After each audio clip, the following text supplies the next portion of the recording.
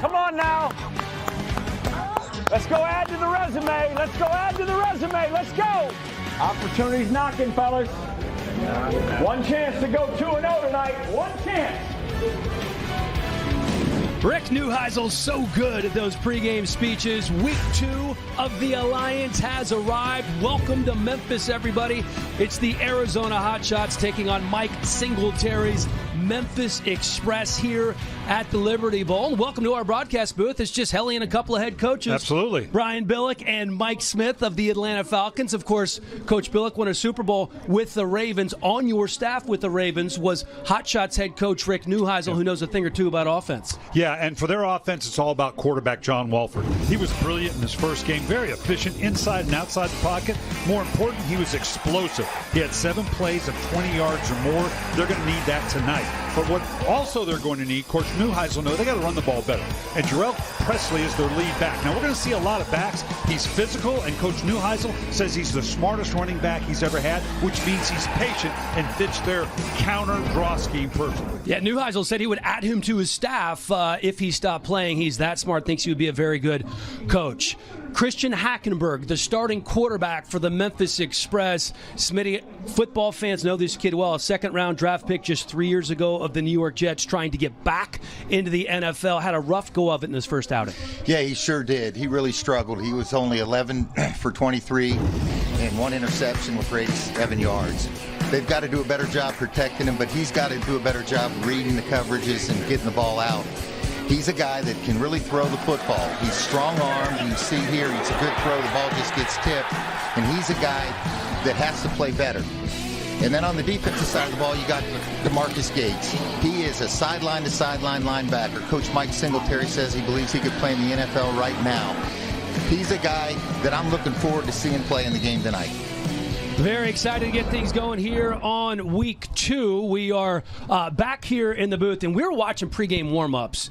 And you guys both thought something was really interesting regarding Christian Hackenberg because he was out there in the cold. It is not warm here in Memphis. About 2 to 3 hours before game time, Smitty, he was warming up a lot longer than most quarterbacks do. Oh, absolutely. I was surprised when we first walked in here seeing him taking that many throws prior to the game. Yeah, and you got the sense when we visited with him yesterday, he understands what's on the line here. He very much wants to do well. He was made a point of the fact that we're going to do what we do well. And he had a lot to say about that with Coach David Lee as well. So it's just one of those things where, you know what, they got to wrap the right things around it. They want to get him comfortable as quickly as possible. Jenny Dell going to be with us on the sidelines the whole game right now. She's with Memphis head coach Mike Singletary. Coach, Hackenberg couldn't get much going in the season opener. What do you need to see from him tonight? Well, I just we need to see it early. Whatever it is, just execute early on. Get your team going, get your motivation going, and get the right mindset, and we should be fine. You're facing this Arizona offense. They're ranked number 1 in week 1. What do you need to do to slow them down? Well, we just need to do our job. I just think we have a good plan, and we just need to execute on the defensive side of the ball. Try to keep the quarterback in the pocket, and I think we'll be okay. Good luck, Coach. Thank you very much. Thank you very much. All right, Jenny, thank you very much. There's a look at John Walford, the Offensive Player of the Week in the AAF. This guy was unbelievable in his debut. 4 touchdown passes against Salt Lake. Everything really clicking offensively for the Hotshots. They put up 38 points, which was the second highest total in the Alliance in the opening week. Yeah, it's an interesting contrast with these two teams, and I think they match their head coaches very well, Smitty, don't they? I mean, Rick Neuheisel has spread it out. He's going to be wide open. He's communicative. He's got a lot of energy. That's the kind of team he has on the field. Mike Singletary, he wants it to be big, physical, down the hill. There's a look at Rick Neuheisel. He would love nothing more than to take some deep shots this game. Very aggressive on the offensive side of the ball. As you know, there are no kickoffs in this league. Instead, each team will start on the 25-yard line. And we have the mayor of Memphis, Jim Strickland, who will be putting the ball down on the 25. Memphis going to get things going here as we are almost underway here at the Liberty Bowl. Look at Mike Singletary. Listen, they were shut out last week. Nothing really going right for them on either side of the ball in the end. But that defense looked good in that first half, only allowed 9 points, several field goals from Birmingham. Yeah, very impressed with the way they played in the first half. They just got worn down and had some turnovers there in the fourth quarter that they got put into some short field situations. We're going to get our first look at this Arizona hotshot offense. John Wolford, the aforementioned quarterback, going to be working out of the shotgun. Jarrell Presley, who had himself a pretty nice game as well, beside him in the backfield. First play going to be a pass. Wolford decides to tucks it and run. Picks up about 2 or 3 yards there. Corey Vereen on the tackle. Trips right, Braves. And the numbers here for Wolford, 4 touchdown passes, 275 yards last week. Coach, you love this kid. Yeah, I mean, he fits the scheme of Rick Neuheisel beautifully, both inside and outside the pocket. Let's go. Second out, the handoff to Presley, trying to turn the corner on the right side. Looks like somebody might have got a piece of the helmet. Channing Stribling on the tackle. And we're going to be looking at third down here on the first drive of the game for this Arizona offense. The offensive line a little bit banged up. They're playing with without their left tackle and their right tackle in this one. Wide receiver Rashad Ross, somebody you want to keep an eye on. Third down and 3 now for John Wolford in this Arizona offense here at the Liberty Bowl. Low snap for Wolford. Wolford's taken down quickly. That Memphis defense making a statement early. That was a great rush there on third down to force the punt. They did a really good job bringing the inside backer. Yeah, we've talked about the pressure rules that are unique to this league, but still, you can be fairly creative. Dennis Thurman, the defensive coordinator for the Express, obviously, again, on my staff, knows Mike Singletary and what he wants defensively. Did a nice job on a third down pressure. Yeah, that was Drew Jackson, one of the leaders of that defense. Did a really good job blitzing through the B-gap. Drew Jackson, the middle linebacker. Julius Wormsley, the defensive tackle there as well. Jeff Locke to punt. And we have a nifty little return. That ball's going to be just past the 40-yard line. I do believe we have a flag on the play. One of the things I like about this, Dan, I like the speed with which the officials get to this. They get together quickly, they decide what it is, they make the call, and they move on. Reese Horn on the punt return for Memphis. During the return, personal foul, face mask, kicking team number 51. 15-yard penalty will be added to the end of the run. Face mask on Edmund Robinson. And there is our first look at Christian Hackenberg, the second-round pick of the Jets in 2016. That was the same draft as Jared Goff and Carson Wentz. A lot of good quarterbacks in that draft. Yeah, they went early, obviously. And Dak Prescott went 135 with Christian Hackenberg going at 51. Dak Prescott, of course, in line for a nice new contract. Hackenberg feeling the pressure. Ball loose early, picked up by the Hotshots as there's a scramble, and it looks like it is indeed recovered. Not a good start for Christian Hackenberg in this Memphis offense. Well, that pressure came off the left side offensively, and obviously they talked about being more play action. I don't know that from the gun is in Christian Hackenberg's wheelhouse. I think they want to get in the eye, they want to be more physical, make those deep eye fakes, and let him take them shot that way. Sione Hema was the man who got in there and forced the fumble. They love this linebacker, one of just 3 players with no NFL experience, but you can't tell by the way he has played so far. So looking at 2nd and 22 now is Hackenberg. Hackenberg ball on the ground again. Things could not be off to a worse start. Just trying to get comfortable, get him on the same page as the offensive coordinator. Brian, that was the goal going in. Yeah, it was, and he's been betrayed twice, once by the left tackle on protection, and as the ball rolls out. He rolled it. He rolled the snap back to me. It was all the way low? Yeah, it was on the ground. You're going to hear a lot of Nat sound here, and Hackenberg letting his center know, Demetrius Rainey out of Tennessee State, exactly what happened. 3rd and forever right now. And they're just going to be content to gain a couple of yards up the middle and punt this one away and start fresh on a second. And again, you can't look at what happened in this series in any way, shape, or form, blame it on Christian Hackenberg, but by the same token, that's who's going to be accountable for it. So not a good start for this Memphis offense that's still looking for their first points of the season. Rashad Ross back to return the Brad Wing punt. Brad Wing bobbles the snap as well. Wing, of course, played for the Giants 2015, 2016. Ross stays away from this ball, and that rolls down inside the 5-yard line before it is down by Terrell Bonds. We're going to be right back after this message from the Navy Federal Credit Union. Come on, Carol! Hawaii, nice! Yeah, I'm excited. Finally earned enough rewards points. So jealous. Yeah, I can't wait to get that shave ice. What's shave ice? It's like a Hawaiian snow cone. Why not just say snow cone? I don't know, they call it shave ice. You fly to Hawaii for this. I don't go there for the ice. You saved up your reward points for ice. That's a lot of ice. Okay. Go Rewards credit card from Navy Federal Credit Union. Our members are the mission. There's a look at Mike Singletary back in the head coaching ranks. Of course, the head coach of the San Francisco 49ers for a couple of seasons, was a special assistant with the Minnesota Vikings. Got his first coaching job on whose staff, Coach Billick? Well, I tell you what, it was an honor to have him. You know, when I lost Coach Smith to be the defensive coordinator in Jacksonville, you can't just bring anybody to Coach Ray Lewis, right? So who better than a Hall of Famer, Mike Singletary? It was great to have him on the staff. 30 seconds. Timeout called by the aforementioned Coach Singletary. And you got a sense in our meeting yesterday, didn't you? That intensity. I mean, those eyes and all the things, you know, we grew up and watching the eyes of Mike Singletary, and as a defensive coordinator or as a MVP and a Hall of Famer, he brings that same intensity coaching.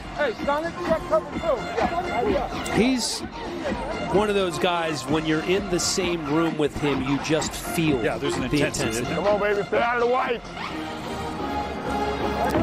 And we talked about DeMarcus Gates, that fine linebacker for Memphis. How great is that for him to be able to have a guy like Mike Singletary to learn from? Yeah, it's invaluable to have a coach like Mike Singletary coaching you. A guy that's been in the Hall of Fame. He's going to learn a lot. This DeMarcus Gates is a heck of a football player. We'd like to see Gates make a play here. Ball on the 4-yard line for John Wolford. Up there is Terrell Presley. Not much going there.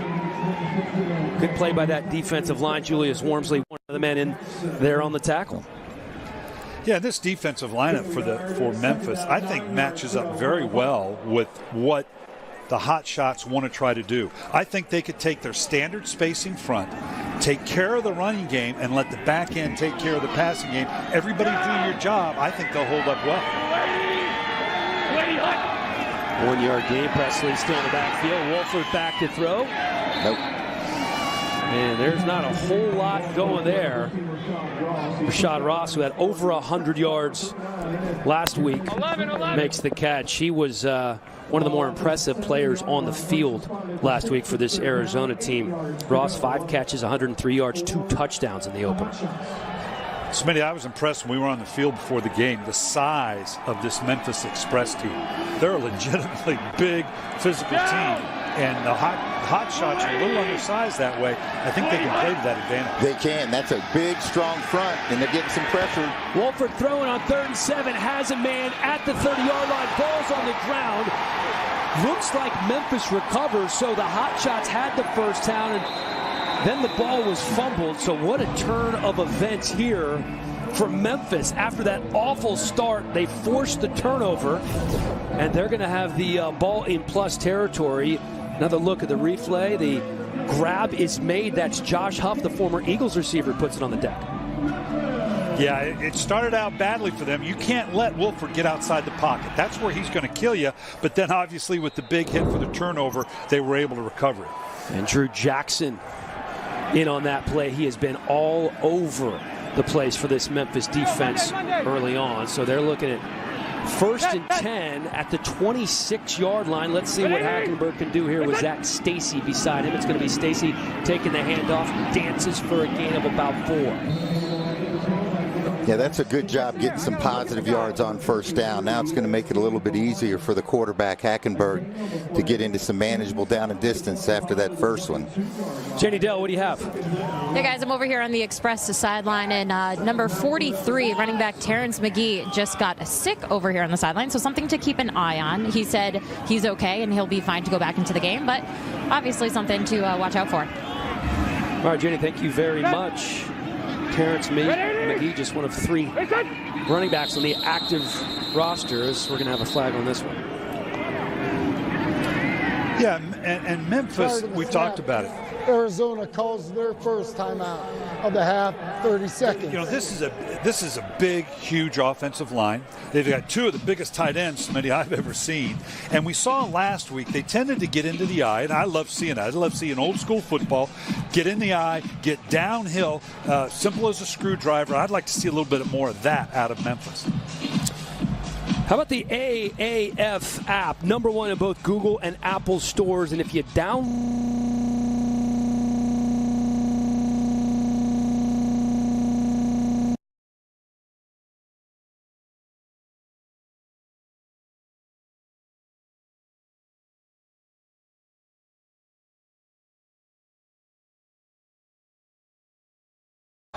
And now we have a flag after the timeout. Not exactly a smooth operation so far. That might have been Anthony Morris, the left tackle. Start. Offense, number 77, 5-yard penalty. Those pre-snap penalties are going to kill you. You can't have them. You've got a first down, efficient play, and then you come back and get a penalty. That's not the way you want to be starting this ball game. No, and let's remember, too, this team's only been together for 6 weeks. Those are the kind of things that may come in time. It's been a tough job for these coaches here. 2nd and 11 for Hackenberg. Back to throw, and nothing going there. Well, now they're in an interesting situation because obviously inside the 30, they're clearly in field goal range. So now this is a good test for Christian Hackenberg. How much do you trust your quarterback to take a shot to get you a first down, to hopefully get into the end zone for a touchdown in this series? But by the same token, you can't take the sack, you can't get pushed out of field goal range, and you certainly don't want to turn the ball over. Hey, Roger, Monday. Set. Ready? Listen. Hackenberg on 3rd and 11. Going to keep it and run himself up-ended 5 yards shy of the first down. Yeah, that was good coverage there by the Hotshots. There was no one open, and he did a good job with the quarterback taking it up, getting him in keeping him in field goal range. Smart play by the quarterback, Hackenberg. And what do you know? It's Stevie Johnson on the tackle. Yeah, he was all over the field last week, and I anticipate it's going to be the same thing. He's a hard guy to block. 74 games of NFL experience for Stevie Johnson as we look at Josh Jasper. Missed his only field goal attempt last week.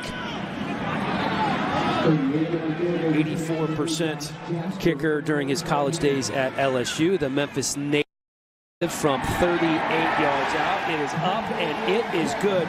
Those are the first points of the season for the Memphis Express as they take the early lead over the Hotshots. We will be right back after these messages from Wheels Up.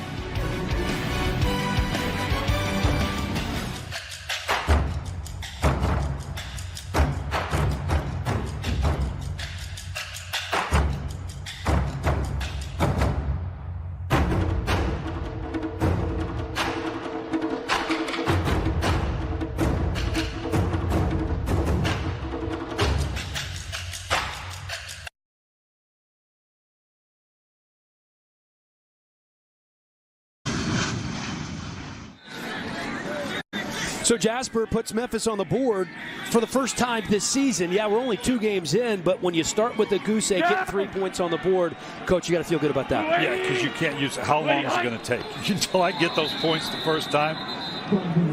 It looks like they're having trouble, obviously, with Express getting off on the snap. 12 men in the formation. Defense, 5-yard penalty. That's one way to stop the Hotshots. Put 12 guys on the field. You got to try everything you can, and we're trying everything here in the Alliance Skycam. This lovely shot right here, brought to you this evening by Wheels Up. We have a couple of Skycams, and we're going to go to it as much as necessary. It's one of the many toys that we will have throughout the AAF season here. So 1st and 5, Wolford pass complete. That is to Richard Mullaney. And how about this? 5 targets, 5 catches last week from Mullaney. Smitty, great hands for this young man. This is a guy who they love getting the ball in his hands out of Oregon State. As we look at the starting lineup here for Arizona. Quick snap and hand off to Jarrell Presley, who picks up the first down on 2nd and 1.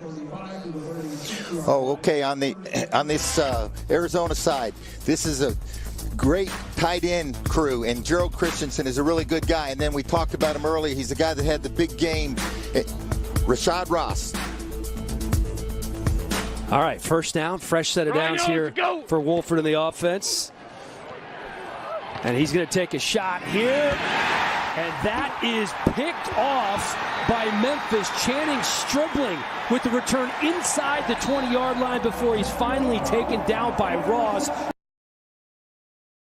Singletary's troops, pretty big underdogs in this game, off to a great start, Coach. And the defense by Memphis, they cracked the code. Make Wolford throw from the pocket. That's not his strength. He's not going to see the field as well. You change up your coverages on the back end. He forced the ball in, ends up with the pick. Yeah, great anticipation by the corner. Ball's thrown right to him. He's going to make that play.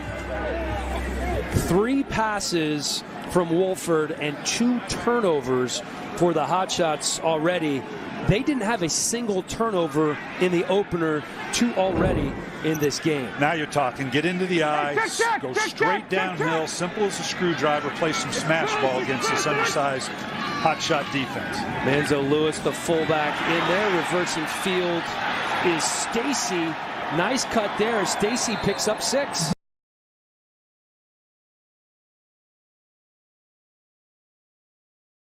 His team in the league with the Rams. Yeah, it looked like this was going to be stopped in the backfield. Stacy did a great job of cutting back out and coming out of the back door. Finally taken down by Will Sutton. And the Express looking at 2nd and 4 from the 11. Stacy again up the middle. Looks like he's going to be just shy of the first down by about 1.5 yards. When was the last time we see a fullback in a game getting into the eye? And this, you talk about a fullback, this Manzo Lewis, 6 foot, 256. And he's supposed to be a pretty good athlete as well. But now you get in that package, all of a sudden now Arizona's going to have to start walking people down in the box, and that's when Christian Hackenberg can take advantage to the outside. Loves Manzo Lewis, does the offensive coordinator. David Lee says he can do a little bit of everything. He can block, run, and catch. Would make an ideal NFL fullback, as you can hear Hackenberg calling for the timeout there. Did not like what he was looking at. The offensive coordinator, David Lee, up in the booth. He relays the play down to the third-string quarterback, Zach Mettenberger, who then gets it into Hackenberg. That time, maybe a flaw in the communication system. Check that. The offensive coordinator, David Lee, on the sideline there. Same thing. One of the exciting new features in the Alliance in the first season is the fresh new look of the team uniforms, developed and provided between the Alliance and Starter New Era. I like the gear. Yeah, you're going old school now. Heck yeah, you are. I'm an old man, and I'm going back to the starter now. I got more starter gear in my closet I can take out. Monday. I can be cool. That was it. Back in my high school days, everybody had to have the starter gear. Manzo Lewis and Stacy in the backfield once again. This is going to be Stacy, leads it. Tackle in the backfield, cuts inside. Zach Stacy in for the touchdown. First TD of the season from Memphis, and they're up big early. This is all Zach Stacy here now. Fans are getting excited about it, and they should be. After starting out in the gun and trying to be sideways, they get into the eye, they get big, they get physical, they get downhill. And anytime you run the ball well, at some point the back's got to make somebody miss or run over them. He did on the 2 plays that set up the score. The guy who made miss was Obum Gwacham, a very talented linebacker. Made him miss in the backfield. Good in job. there for the touchdown is Mike Singletary, giving congratulations to his troops. Not a whole lot of time to celebrate here in the Alliance, folks. No extra points, going for 2. Last week it was Arizona that was a perfect 4 for 4 on 2-point conversions. Let's see if the Express can make it 1 for 1. Hackenberg rolling out to his right. That pass is tipped. So they will be 0 for 1, but still have to be happy with that 9-0 lead early. All month long, the Alliance spearheading touchdown for Team Rubicon. For every touchdown scored in every game in February, the Alliance will donate $1,000 to Team Rubicon, a veteran-led nonprofit that helps communities recover after a natural disaster. You can find out more and join the effort at aaf.com/donate. Smitty, we talked to Coach Lee yesterday, and as a play caller, obviously your play calling sheet is a little bit different in this league because of the number of times you're going to be in a conversion down inside the red zone 5. How much does it change your defensive game plan? Well, it really changes you down in the red zone, and of course you're limited in what you can do. So it's going to be, as the season goes on, they're going to know what you're getting down there in the red zone, and I think you're going to see the efficiency continue to go up. Here's Presley taken down right away in the backfield. We talk about Anthony Johnson being a factor on defense. The big kid out of LSU getting it done there, Smitty. Yeah, great play. They're really winning the line of scrimmage for the Express, and they need to continue to do that. They got the momentum going their way, and that's something they want to keep going. Anthony Johnson, the #1 defensive tackle in the nation coming out of high school.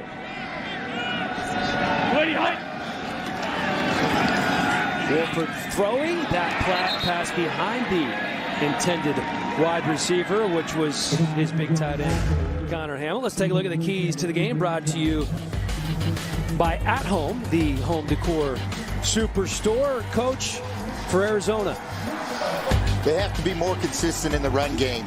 They did not do it as well as they needed to on the defensive side. They can't let Memphis run all around it. Look at the 3rd and 10. Wolford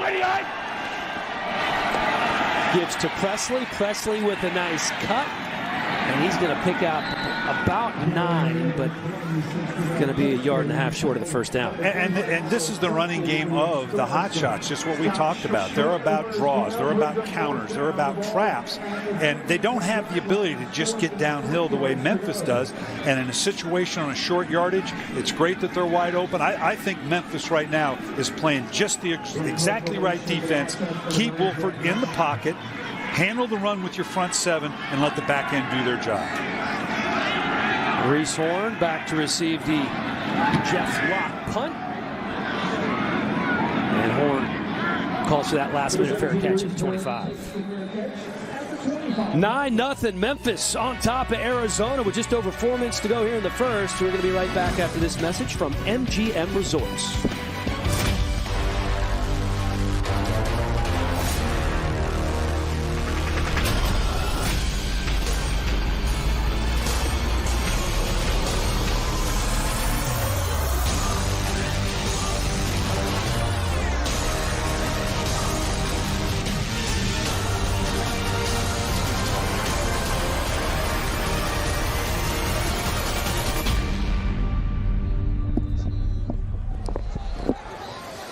So Christian Hackenberg and this Express offense back out on the field.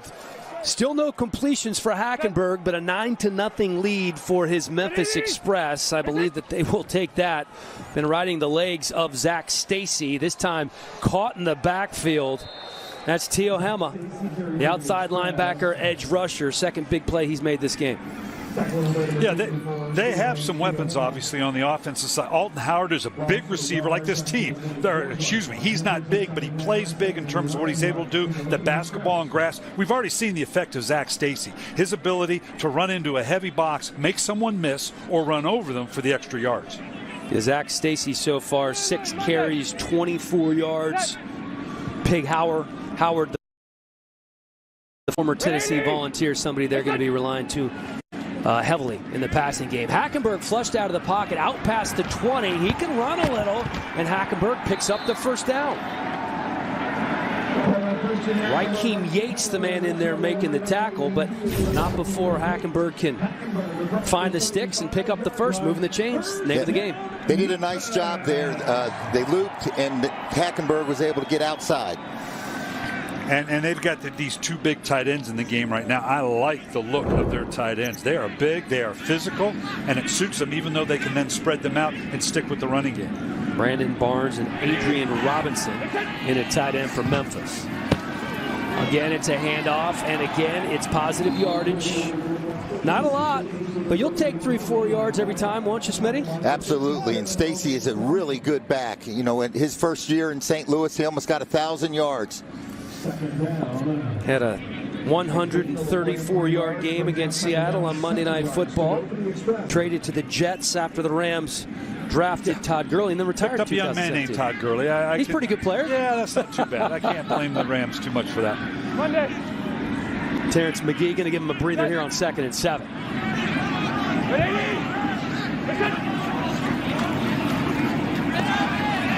Hackenberg complete, pass is complete, and that is Big Howard. We talked about him, and you can see the speed there, that little burst of quickness, Smitty. Yeah, he's definitely the prototypical slot receiver. As you can see here, he's going to run the drive route underneath the linebackers, and he's able to run away from them and get more yardage. And these are the kind of extended handoffs, these little underneath throws, that is absolute gold for Christian Hackenberg. At some point, once they have that drag underneath of the play fake, we need to see a vertical down the field by Hackenberg. First completion of the game for Hackenberg goes for 7. Ready? Listen. This time fakes the handoff. Another quick pass. Lucky that wasn't intercepted. Yeah, you know, the RPO thing with him, he made it real clear. That's not me. You know, he had an elongated stroke in terms of his throw. David Lee's done a real nice job of making it more compact. It's hard to change the throwing action of a quarterback, but I think it has helped Hackenberg. But I don't think the RPO, I don't think that's his thing. Yeah, and Shaquan Edwards really had a great break on the football. That was almost going the other way. Here we go, Monday. Set. Ready? Listen. Handoff on 2nd and 10. Up the middle. That's McGee going for 2 or 3. Yeah, Brian, I agree with you. They're more effective when they're in the two-back sets and just pounding them. They did another nice job on this first down play. McGee had 5 carries for 18 yards against Birmingham, was on the active roster for the Seahawks in 2016 and the Falcons in 2017. Here's another, let me show you I can get the job done down for Hackenberg on 3rd down. This is the quarterback's down when you're on a 3rd and 7.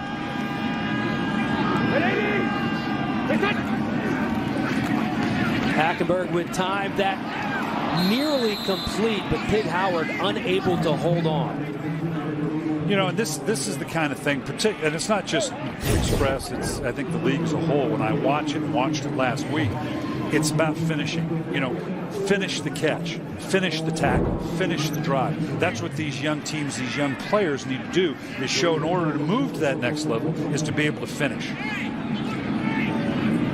Brad Wing on to punt again from Memphis. The dangerous Rashad Ross back deep. Did return a kickoff for a touchdown in the NFL. Calls for the fair catch just inside the 10-yard line here. The next generation of NFL stars ready to make a name for themselves at this year's NFL Scouting Combine, and only NFL Network is there live. Complete coverage of the 2019 NFL Scouting Combine starts Friday, March 1st, right here on NFL Network. They call it the Underwear Olympics, but it gets a lot of eyeballs. You guys have been to many combines in your day, Smitty. Yes, it is, and it's fun for everybody in the league because that's the one time the whole league's together. They get an opportunity to evaluate these draft class eligible players. John Wolford looking for another shot at the league, and if he can get that running game going, might help him in this Arizona offense a little bit. Jarrell Presley goes for 3. You know, we used to have say in Baltimore, and Mike was there when we started up, 8 is enough. or 7 is enough. It's basically if you'll do your job, if you've got the pitch, take the pitch. If you've got the give, you got the give. If you're supposed to keep contained, keep contained. If you'll just do your job, that's going to open up for the back end for them to do theirs. Wolford fakes the handoff, delivers the strike. Gerald Christian, their talented tight end, diving ahead, looking to pick up the first down, and the first quarter is in the books here at the first ever AAF game here at the Liberty Bowl, and the home team is doing some things. Up 9-0 early.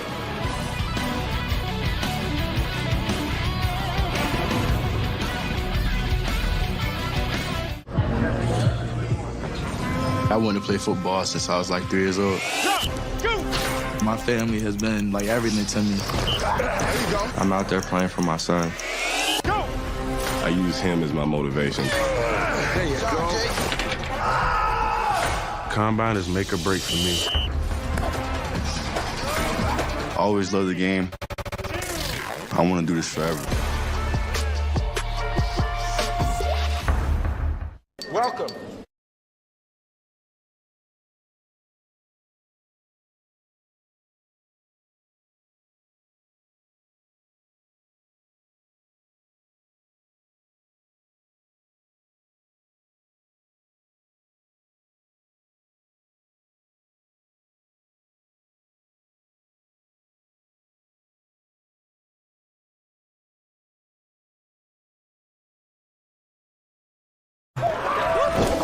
Damn, B.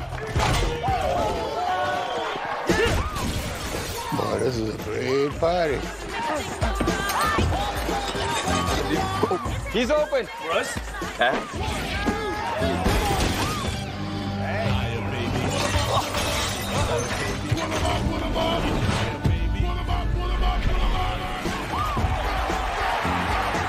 Yes.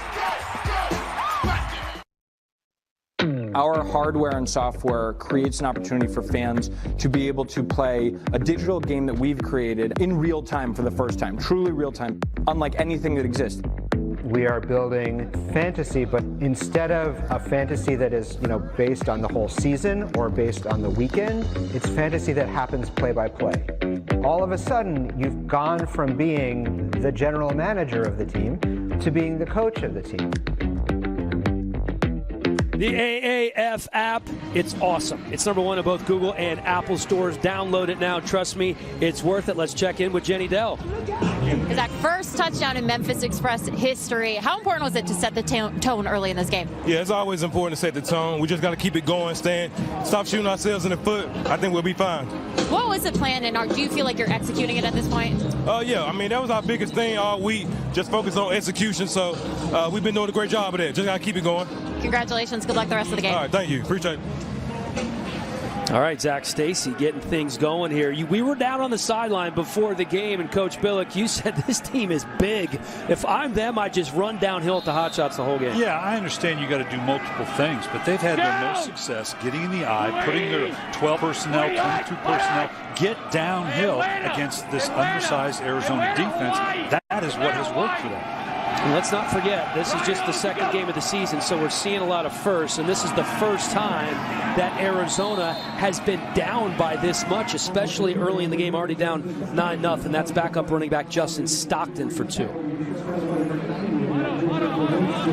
So if you're Arizona at this point offensively, you're just looking to do what? Get a little rhythm? Yeah, this is what we do. At some point, they're going to have to take a vertical here. Remember, that's what made the difference in the Stallion game. They got those stack routes, a couple of deep posts down the middle. At some point, they've got to take a shot here, or they run the risk of bleeding to death slowly. They took a lot of shots. Wolford completed 6 passes of 20 yards or more. This one not in that category, incomplete again for Wolford, and he just hasn't looked like the same guy he has last week. Still trying to find that groove. 4 of 7 so far with that interception. Yeah, Terrell Bonds did a great job breaking on that ball. It was a quick game, and he was on top of it. Terrell Bonds out of Tennessee State. One of 19 players on this roster who played their college ball in Tennessee. 5 from Tennessee State. Flags flying here. Number 77, 5-yard penalty, 3rd down. 77, that's Lene Maeva out of Arizona. God bless you, man. The way you pronounce these names. Phil Savage was my personnel guy in Baltimore, and I accused him of specifically putting a team together that I have no chance of pronouncing any of the names. Phil Savage, just a treasure trove of information. You talk to him for 20 minutes, you really do have a much better understanding of this roster. Wolford taken down inside the 5-yard line. How quick was that? Anthony Johnson making his presence felt for Memphis. Yeah, he did a great job on the loop stunt. He was able to get in the quarterback's face. You can see him coming around here, and he's unblocked. That's going to be tough on the quarterback when he's got a guy up in his face unblocked. And I'm going to point out again, what did they do? They kept him in the pocket. They didn't let him get outside the edges, and were able to bring the pressure up the middle on a quarterback that is barely 6'1". So this is Jeff Locke with his heels at the back of the end zone. Horn deep to return this punt again, and looks like he's going to have some room. Reese Horn catches it at the 40. Out past the 50, to the 47-yard line. As there is the flag on the play. We're going to be right back in just one moment here as we wait to find out the call from our talented group of officials.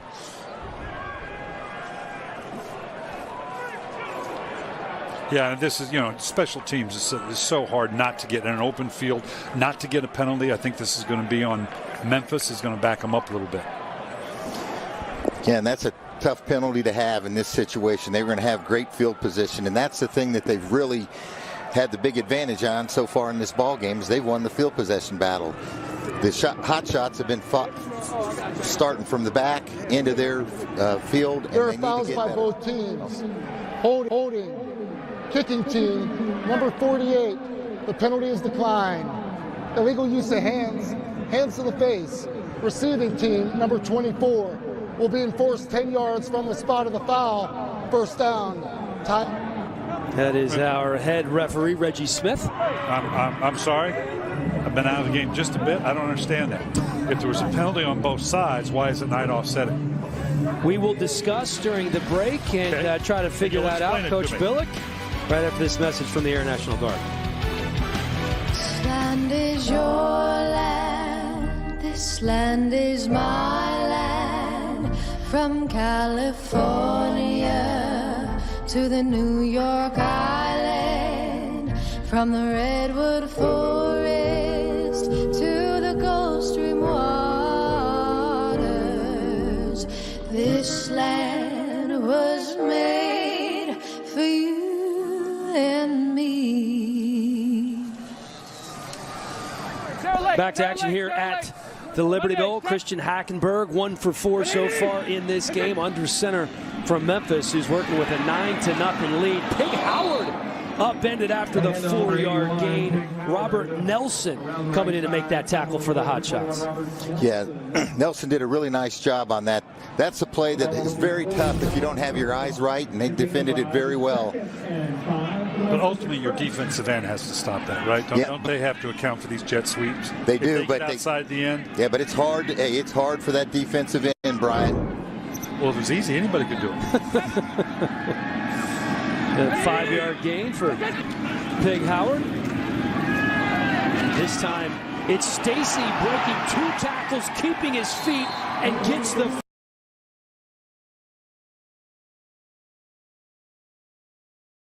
This time they gave the ball to Stacy, and he is a big, strong back, and you can see that they're physically winning the line of scrimmage now.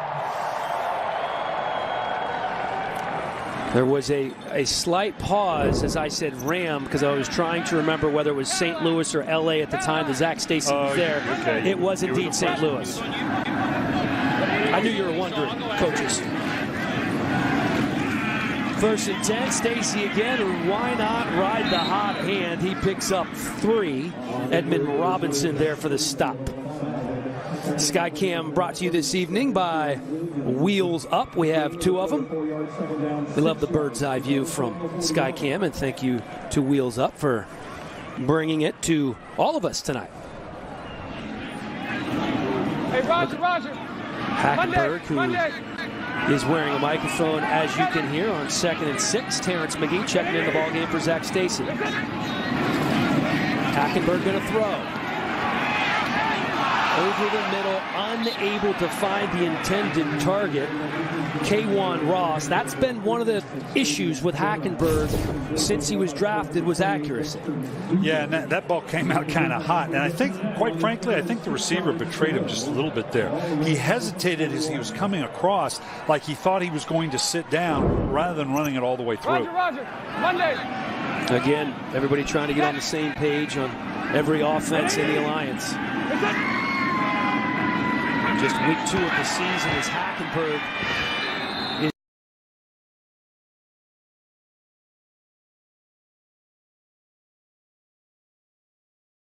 season at the Raiders. Yeah, the left side of the offensive line.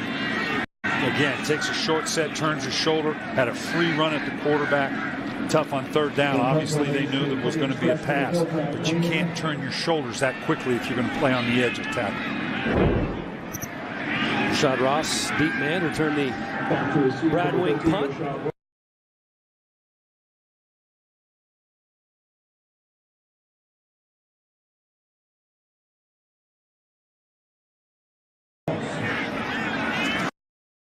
Jumping out to the early lead, holding the explosive Hotshots offense scoreless early. Can they do it? For the remainder of the first half, time will tell. We're going to be right back after this message from Tatari. Here's the thing. 52% of guys experience erectile dysfunction, but 0% like talking about it. That's why we built Roman. For the first time ever, you can get ED meds prescribed online, shipped discreetly to your door. Chat online with U.S. licensed physicians and get FDA-approved medication, all in single-dose packaging.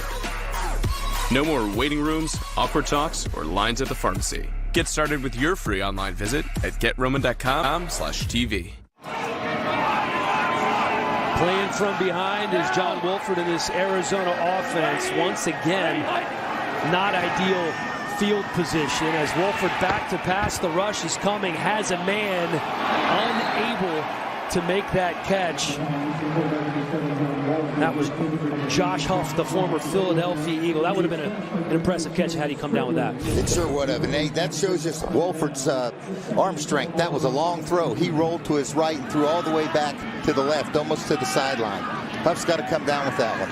And they're changing up the launch point for Wolford. Obviously, they're having a little difficulty with the rush, so the boots, the waggles, short sprints to get him away from that rush.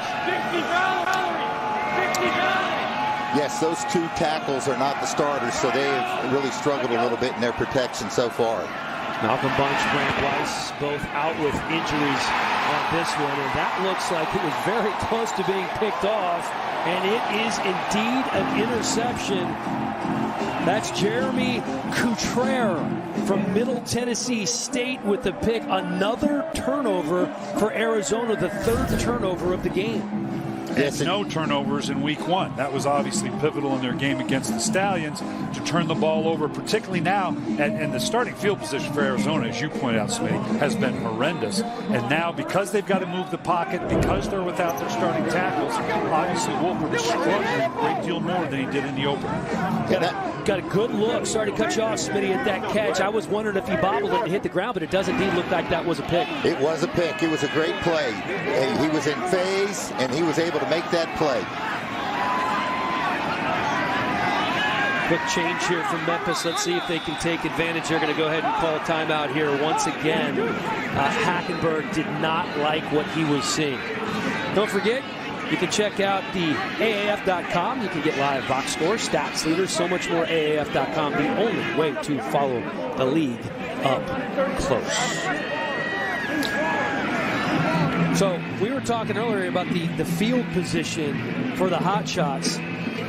They started on the 25, the 4, their own 25, 25, and 10. Yeah, and it is about field position. And the good thing is they've been able to maintain it. Even though they've only had a couple scoring drives, they haven't taken advantage of the turnovers as much as they'd like to, but they've been able to hold on to this field position. And right now, not a lot that Arizona can do unless they start taking more of those shots down the field. We saw one on the 1st down, trying to get that big shot down the field, but Memphis is in good position to stop it. 25-yard line, going to be an inside handoff again. That is Zach Stacy almost to the first down line again. I'll give him about 9.5. Yeah, they are ridding the line of scrimmage right now. That's a great job by the offensive line, and Stacy is running behind his pads. I've been very impressed with him thus far. He's almost at 50 yards in this point of the game. Yeah, 10 carries, 46 yards for Zach Stacy. Impressive game so far for the former Ram. And they're going to give it to him again, this time stacked up behind the line of scrimmage for a loss of 2. That Arizona defense doing their job here. Let's listen in to the Hall of Fame linebacker and Memphis head coach Mike Singletary just moments ago. Keep balling, guys. Guys, keep balling. Keep doing a great job. Keep balling. Keep balling. Keep balling, guys. Yeah, that was a good play by 51. Edmund Robinson did a nice job running through. Now they're just 3rd and short. Big play.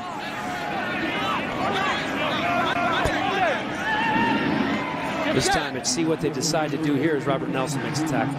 Yeah, I really think spreading out Arizona gives Arizona an advantage. We saw when they did score and they did get in scoring position, they got in their big personnel, they got downhill right at the heart of the Arizona defense. To go horizontal side to side against the athleticism of the Arizona defense, I don't know how well that's going to hold up. Perfectly content on 4th and 2 to settle for the field goal here. Jasper in. This is going to be a 35-yard try. Brad Wing, the holder. Ryan Navarro, the long snapper. Operation looks good, and the kick is indeed good. So 12-0. Memphis on top of Arizona early. I can safely say I did not expect the game to start this way. Well, you know, winning on the road, I don't care where it is, college ball, NFL, I always say is the toughest thing to do in all of team sports. And right now, being on all the home teams won last week, we'll see how it's going to hold up again. So far, obviously the home team won earlier today. Birmingham. And right now, Memphis is leading. Great points. Being at home so far in the Alliance pays off. As I told you earlier, there are several major rule differences in the Alliance that you might not be used to. No kickoffs. 2-point conversions are a must. There are no extra points. And there are no onside kicks either. You start from your own 28. You have to convert a 4th and 12. That takes the place of an onside kick. Jarrell Presley breaking a tackle. Presley out past the 50-yard line, down to the 41. Heck of a run by Presley. And that's the Arizona running game. They're going to do these different counters and traps. If they can pop one, they have a lot of losses, obviously, as well in the running game and haven't been able to pop it. They're all about deception, and if the deception wins, you got a big play. If not, you got a loss. Shakes off a couple of tackles there, including by Drew Jackson. This time tries to reverse field again, and he is not shaking off the tackle of Davis Tull. This area where you think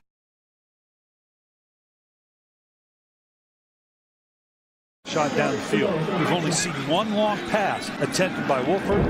They got to be thinking run to get into a convertible 3rd down. This might be the time to take that shot. 2nd and 12. Wolford just 4 of 9 for 32 yards. 2 interceptions already. Snaps a little low. Wolford going to throw. Stays in the pocket. Dumps it off. Complete. And out to about the 36-yard line is Justin Stockton. Yeah, that was really good pursuit. He broke a tackle, but you could see the Express continuing to attack the ball. They took good angles here at the end, and they were able to get him down on the ground. Outside of field goal range, don't think the punt's going to do him any good, so obviously they're going for it. On 3rd down, I should say. Do we set it up and try to get in field goal position or take the shot for the 1st down? 2 receivers to the left for Wolford. Is indeed going to pass. Goes to the other side. Tipped out of bounds. Again, this Memphis defense stepping up.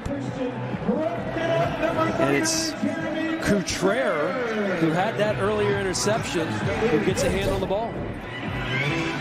Yeah, as you can see, he gets a good break on the ball. He undercuts the tight end Christian there and gets his hand and knocks it out of bounds. So Memphis with another big defensive play. Now this is Arizona's chance to flip the script we were talking about. If they can punt it and get it down deep and then force a 3-and-out by Memphis, now you can flip that field position battle we were talking about that has so far favored the Express. Lock on the punt one more time. A 5th-round pick of the Minnesota Vikings.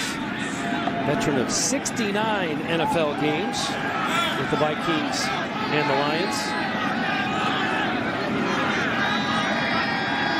Reese Horn once again back to return for Memphis. They're going to just let that clock run down and run out. What that does, obviously, is it gives him more of an aiming point. You don't want to kick this thing into the end zone. I remember I had a special teams coach, his favorite saying, from this distance, you kick it into the end zone, comes out to the 20. He says, you know what? There are 19 better things that could have happened on that play. So they want to buy a little bit of size. Look, they got something going on. It looks like they might be caught the Express off guard. Fair catch call for at the 5-yard line. So the Express going to have their work cut out for them on this drive. So far, so good, as they are up 12-0. Back in a moment after this message from Navy Federal Credit Union. We do anything for each other, but this time, those bonds were definitely tested. Frog leg for my baby brother. Don't frogs have like 2 legs? So they should have 2 of these. Since I'm active duty and she's family, I was able to set my sister up with a sweet membership from Navy Federal. If you hold it closer, it looks bigger. Eat your food. My big sis likes to make tiny food, and I'm okay with that. Navy Federal Credit Union. Our members are the mission. Coming up at the half, Alliance All Access halftime report. Rod and TD in studio with Alex Flanagan with their first half analysis. The best sallies from the Alliance. Zach Stacy picks up 3. Stacy now 12 carries for 48 yards. His longest run is only 9 yards, but you know what? He's on pace for 100. I think they'll take it. Yeah, physical style of play that eventually can wear down this defense as well. And that's what they want to be. They want to be tough. They want to be physical. A blue-collar team is what Mike Singletary called the Memphis Express. You know, they didn't have a great opener, but he still thoroughly believes in this team as Stacy gets turned upside down, but hangs onto the ball and picks up the first down. Again, it was Robert Nelson, the corner, going low. And what they do, they got a big personnel, shoved that tight end right down the throat of the Arizona Hotshots defense. This is the best personnel grouping they have. Yeah, on that play, they were actually in an unbalanced line. They had to tackle over, so they really had some beef on that side. If you have Zach Stacy running as well as he's running, you just got to keep riding this guy, right, Coach? Yeah, I mean, look, just the unbalance Mike's talking about, but when you tackle him, put the tight ends on the backside. And when it's not him, it's Terrence McGee, and nothing going for McGee here. Steven Johnson in quickly. That's going to be a loss of 3. Yeah, he read that well, and he shot the gap and was able to make that play in the backfield. And now that they're bringing that personnel up to stop these runs, this is where Christian Hackenberg needs to show up with the play fake and the shot down the field. And they are up 12-0. Hackenberg so far 1 completion, went for 7 yards. He has 5 attempts. And you are indeed correct, Coach. At some point, he's going to have to start completing some passes. 3 wide receivers to his right on 2nd and 15. This time goes to the left. That's Stacy with a stiff arm. Stacy picks up 7, and he is running with authority, just punishing would-be tacklers. Yeah, they put 3 receivers into the boundary there and through to the wide side of the field trying to get an isolation.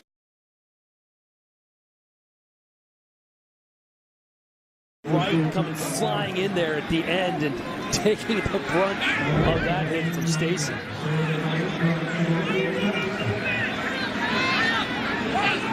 That's when the corners have to make a business decision if they want to tackle this guy.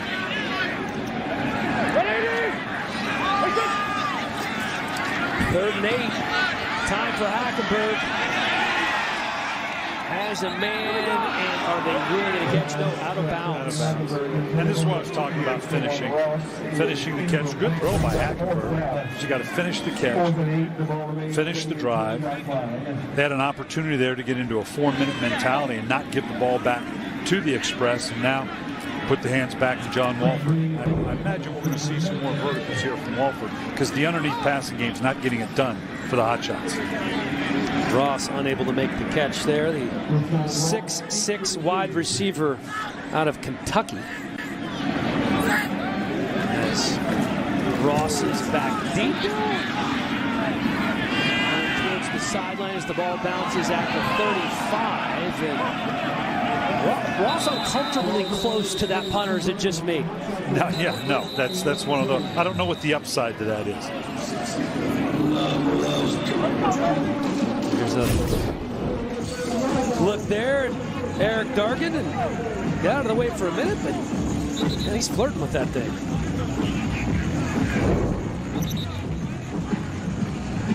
All right, let's see what they want to do with Walford. Let's see if they, again, straight back in the pocket. I don't know with the tackle situation. We may see him get outside some of these short sprints, but I think they've got to start taking some shots down the field. They got better than 3.5 minutes and enough time to go ahead and run an orchestrated offense. I don't think they clearly have to get into a 2-minute yet. Down!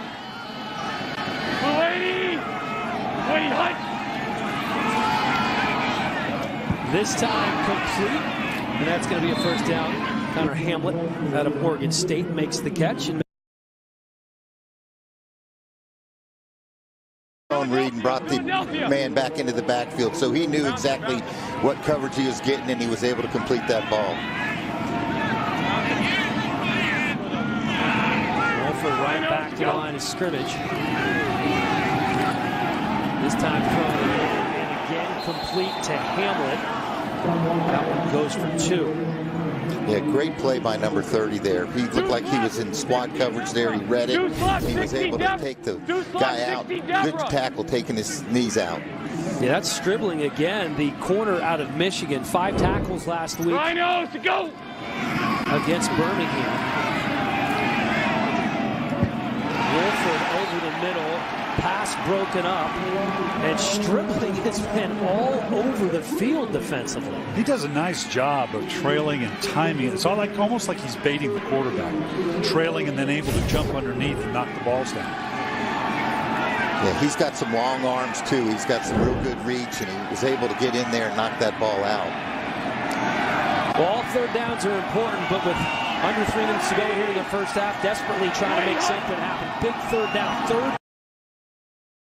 His head down, and he's not going to get there. Richard Mulaney, 5 catches on 5 targets last week with his second catch of the ball game here, but that's going to be shy of the first down. Interesting call. They're lining up on it. Now let's see if they want to just try to draw them off sides or they're actually going to take the shot. They don't get this with just over 2 minutes. They're leaving Express in great position. Now they may be just looking to draw them off sides.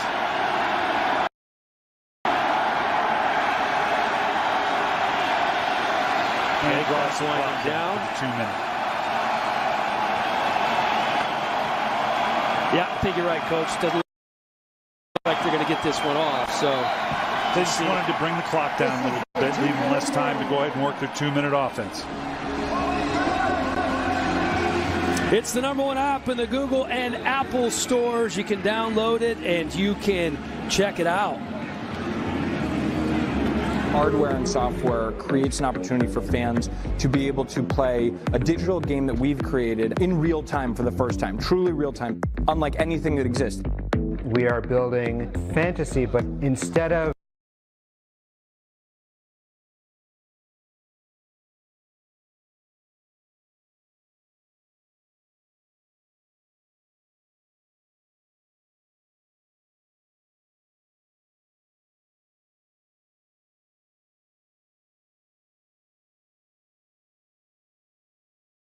points for the Hotshots last week. 38. They're not on the board yet with 2 minutes to go here in the first half. And right now, a lot of people thinking the Hotshots might be the best team in the league right now. This is an outstanding start for Mike Singletary and his Express group. And they're going to go for it on 4th and 2 here.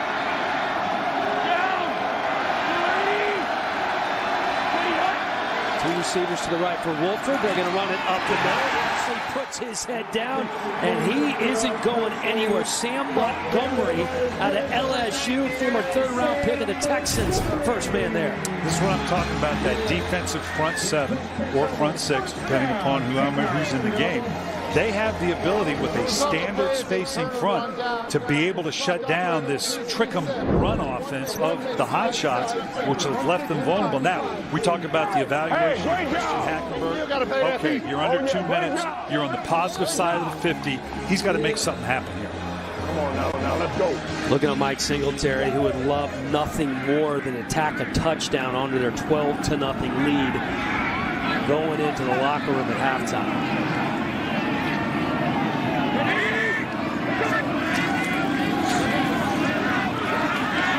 Having a seat as it's Rajon Neal, former Tennessee running back.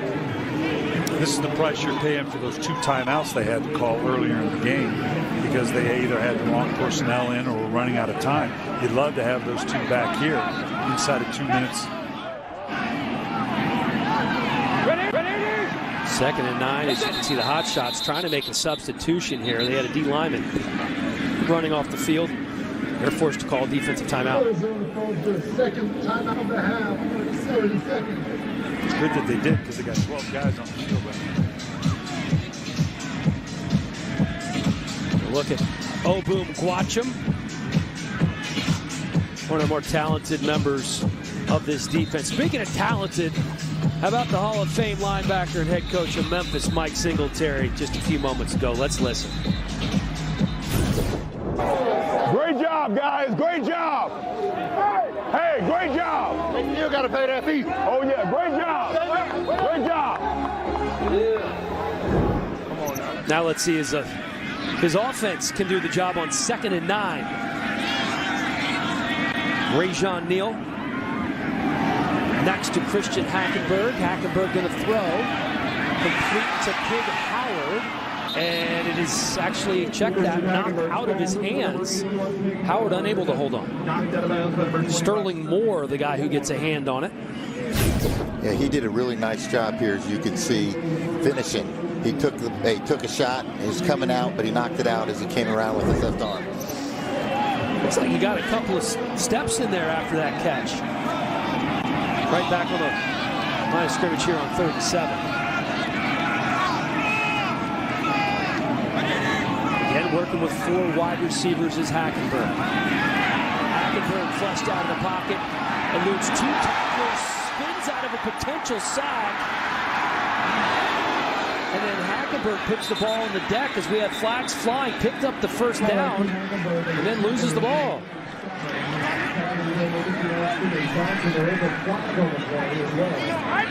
Still fighting for it as Hackenberg's on the bottom of the pile. Get your ass up.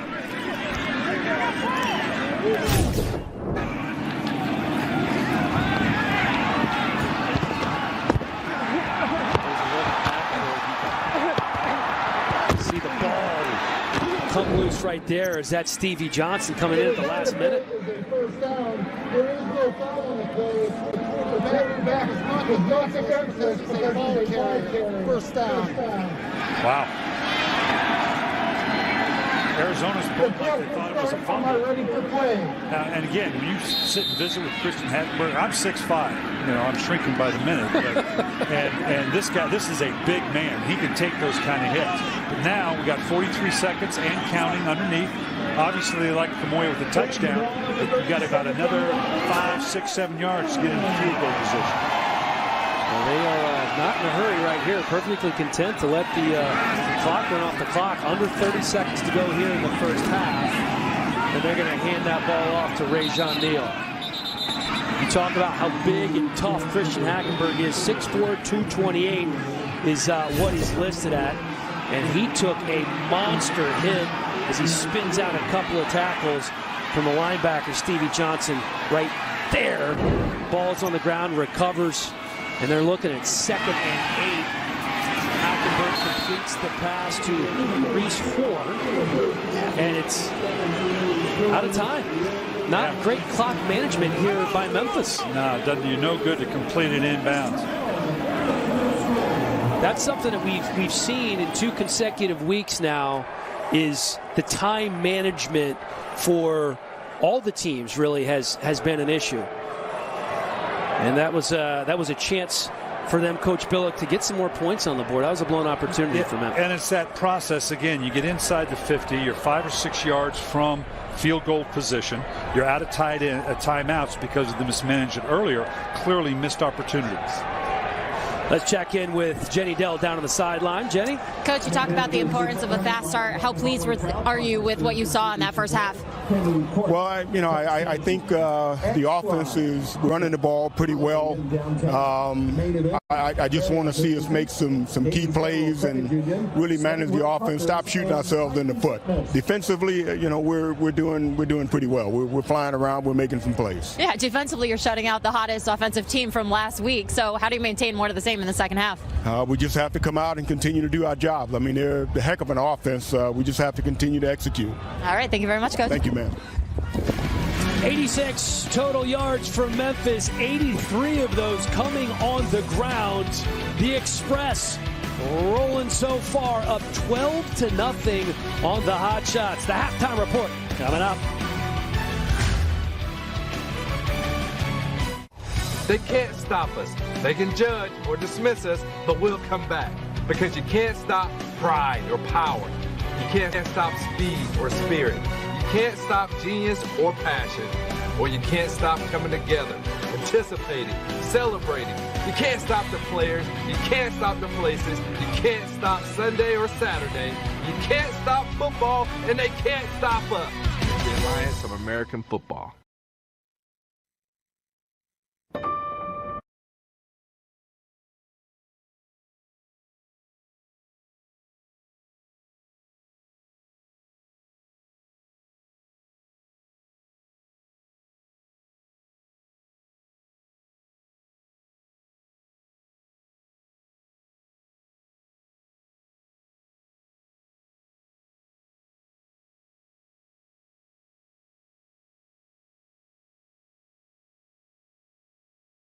Do it all. Touchdown! Can we talk football? The NFL draft is officially open. Which team gets it right tonight? Bang! What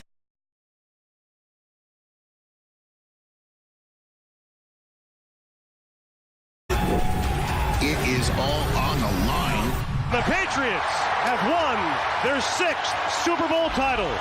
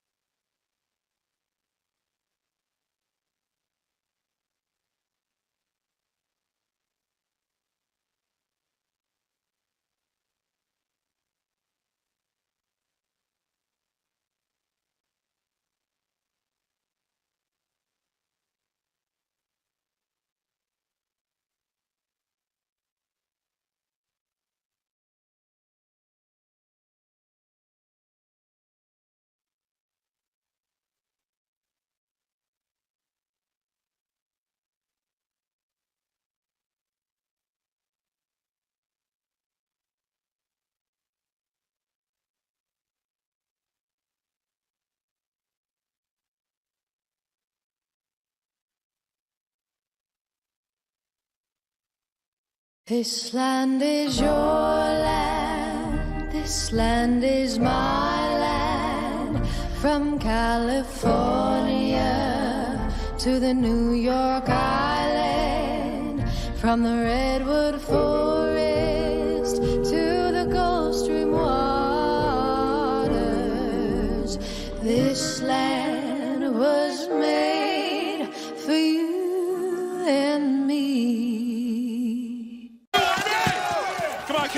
Hawaii, nice. Yeah, I'm excited. Finally earned enough rewards points. So jealous. Yeah, I can't wait to get that shave ice. What's shave ice? It's like a Hawaiian snow cone. Why not just say snow cone? I don't know, they call it shave ice. You fly to Hawaii for this. I don't go there for the ice. You saved up your reward points for ice. That's a lot of ice. Okay. Go Rewards Credit Card from Navy Federal Credit Union. Our members are the mission. It's a great day. We got football, baby. You spoke my language right there. I'm going for Will not go quietly into the night. Was that the bacon? This team is different. They're loaded on both sides of the ball. We've got celebrity guests one after the other. And they call me a goat? I was thinking WWJD. What would Justin do? Hey! We are with Carson Wentz, the Philadelphia Eagles. What a way to start the day. It's incredible. Ooh. That's why we're the best.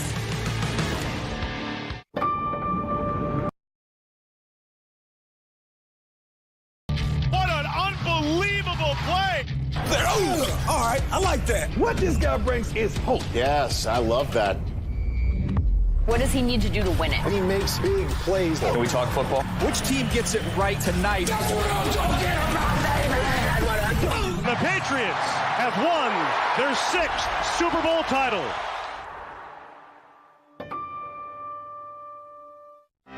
The Run Rich Run movement is back. Rich Eisen is running the 40 to benefit St. Jude's Children's Research Hospital, and so can you. Upload your 40 with hashtags Run Rich Run and St. Jude to give all kids a chance to play 60 minutes a day. For more information, go to NFL.com/runrichrun. Run the 40. Make a donation and a difference in the lives of St. Jude's kids. And tune in to the Scouting Combine on NFL Network. The most important thing is our kids and our community.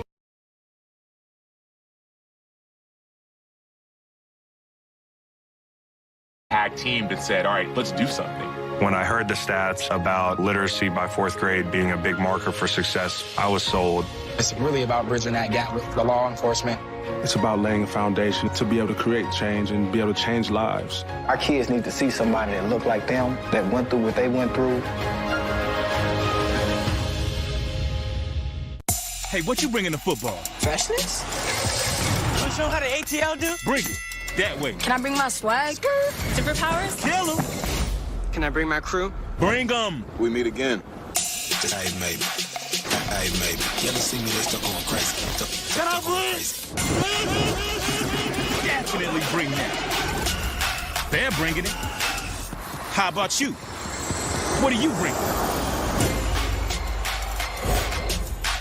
Be in Canton when the class of 2019 take their place among the greatest of all time.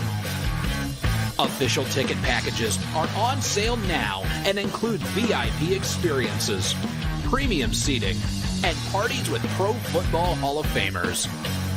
Get your package today at HOFexperiences.com. This is your chance for the experience of a lifetime.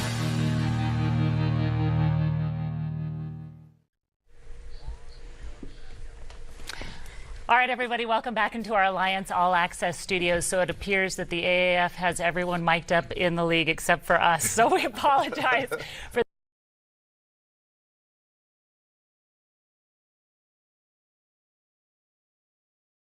Stallions and the Birmingham Iron. Second quarter of this game here, you guys. And we have Joel going Wanyo getting into the end zone. With a 3-yard carry there, he punches the ball in, putting the Stallions up by 6. And then later in the game in the third quarter, Salt Lake here, guys. Oh, there you go. Hold on to the rock.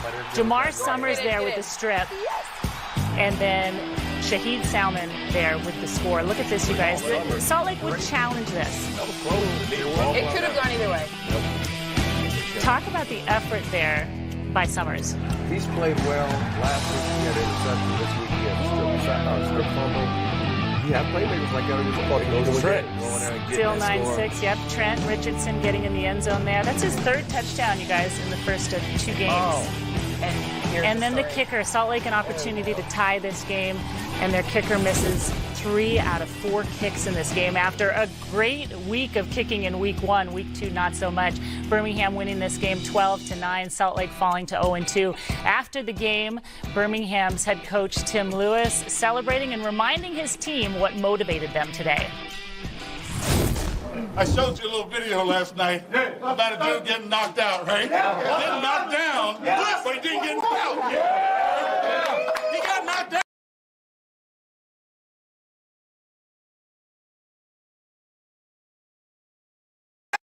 down, but he didn't quit. No, he didn't. Get back up.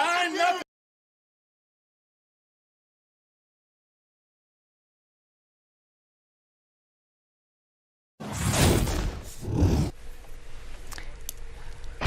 All right, coming up, we have a doubleheader for you tomorrow. Orlando against San Antonio. That's the Steve Spurrier Show. You guys can't miss that one. And then later on the NFL Network at 8 o'clock Eastern, Atlanta taking on the San Diego Fleet. So, Cynthia, full slate of games for people on Sunday. Who says we don't have football on Sunday, right? There's football on Sunday. What are you expecting out of this Orlando game? We saw Steve Spurrier and getting his offense going. Look, I think we see a close matchup in this one, but I think Orlando comes out on top. I think it's going to be something like 26-22 in a close one, probably the most competitive matchup of the weekend. And, of course, we're going to see more of Steve Spurrier, which is... I hope we hear more of Steve Spurrier. Make sure his mic works, please. Absolutely. All right, we'll be standing by for Steve Spurrier tomorrow. Second half coming up, coming your way. This side of this break.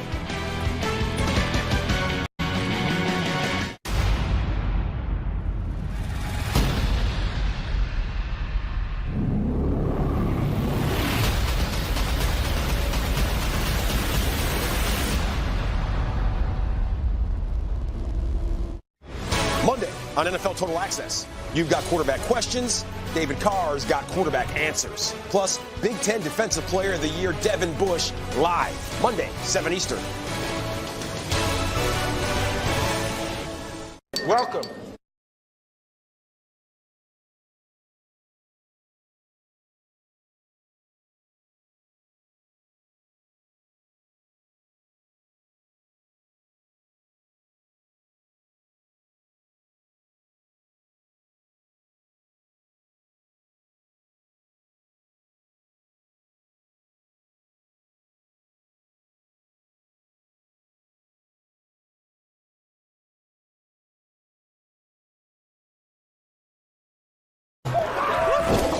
Damn, B.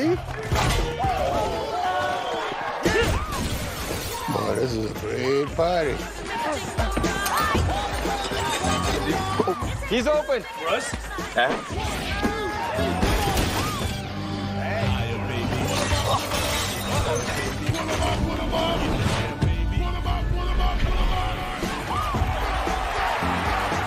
Yes.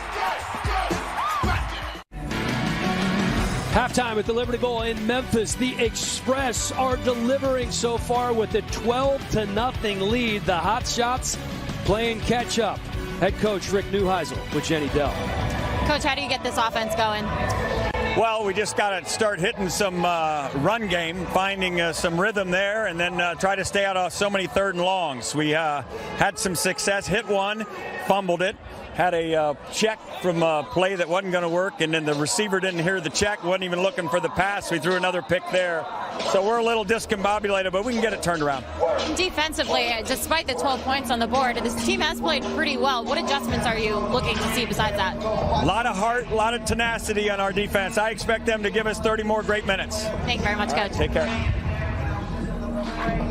All right, that's head coach Rick Neuheisel. I'm with a couple of head coaches. Mike Smith setting the edge, Brian Billick in the middle. And you heard your former assistant, Rick Neuheisel. They're not used to these turnovers. None last week, 3 today. Yeah, two things jump out. One to me is they've got one play of 20 yards. Last week they had 7 of 20 yards or more. They're not explosive. They're on the road. You got to get those big plays. Haven't been able to get the ball down the field and third down, Coach. Yeah, they're 0 for 6. They're 0 for in the first half. They've got to convert on third down.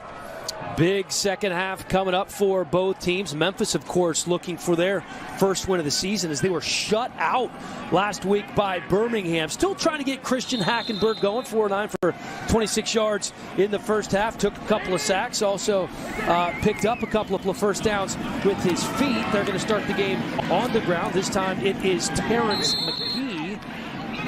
And Zach Stacy was the guy who was really carrying the bulk of the load. 14 carries, 51 yards in the first half, while McGee just 3 carries for 8 yards so far. Yeah, the Express, they've done what they wanted to do. They wanted to establish the run. They've been able to do that. But they're going to have to be able to have a much better passing game if they're going to really want to play the way they need to play on offense. There's a look at Zach Stacy just getting everything situated before he checks back into the ballgame. 2nd and 5 now for Christian Hackenberg. And again, McGee fighting to get back to the line of scrimmage. Trenton Thompson, the man who drags him down. All right, first half stats brought to you by Air National Guard. A look at the numbers. A goose egg in the points column for the Hotshots, who put 38 on the board last week. 3 turnovers stands out. 57 rushing yards for the Hotshots as opposed to 90 on the ground for that Zach Stacy-led rush offense for the Express. And again, it's going to be McGee in the backfield. Hackenberg looking for K'Wan Ross, but there's going to be a flag on this one. Yeah, they may dodge a bullet here and get the conversion. The DB may have been in just a little bit early on the outside on the receiver.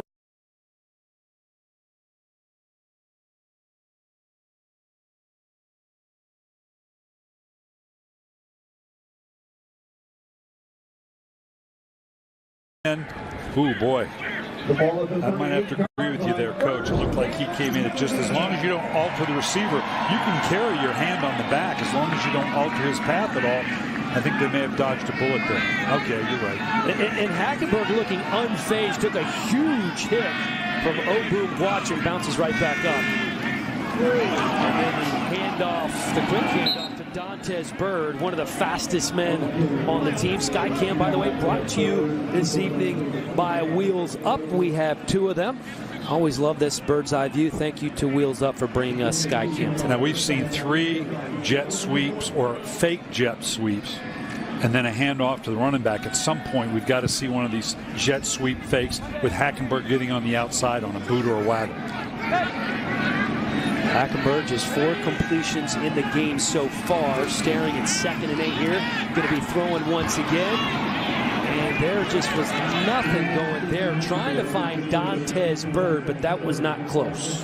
Yeah, he got hit on that throw as well. That was good pressure there by the Hotshots defensive line. And I think you can see some frustration in Hackenberg. You know, there again, he's going to get this off, but he's going to get knocked down. They're running a lot of different things, and I get that, but whew, I sound like a broken record, but my God, you get a first down here. Get back in that eye. 3rd and 8 as you get a look at Bird on the sideline. McGee in the backfield with Hackenberg feeling the pressure again, taken down right away. That's Boom Watchel, the converted wide receiver to defensive end at Arizona State. They like him. Yeah, he is really having a hell of a game. Excuse my language, but he is winning on the edge and getting after that offensive tackle. Yeah, that's the 3rd time Anthony Morris has given up pressure off that backside of Hackenberg. Boom Watchel, a 6th round pick of Seattle in 2015. Played in 15 NFL games with the Saints and the Jets. Rashad Ross deep to return this kick. Going to let that bounce, and that ball will be down at the 27-yard line. Back in just a moment. Quick message from MGM Resorts.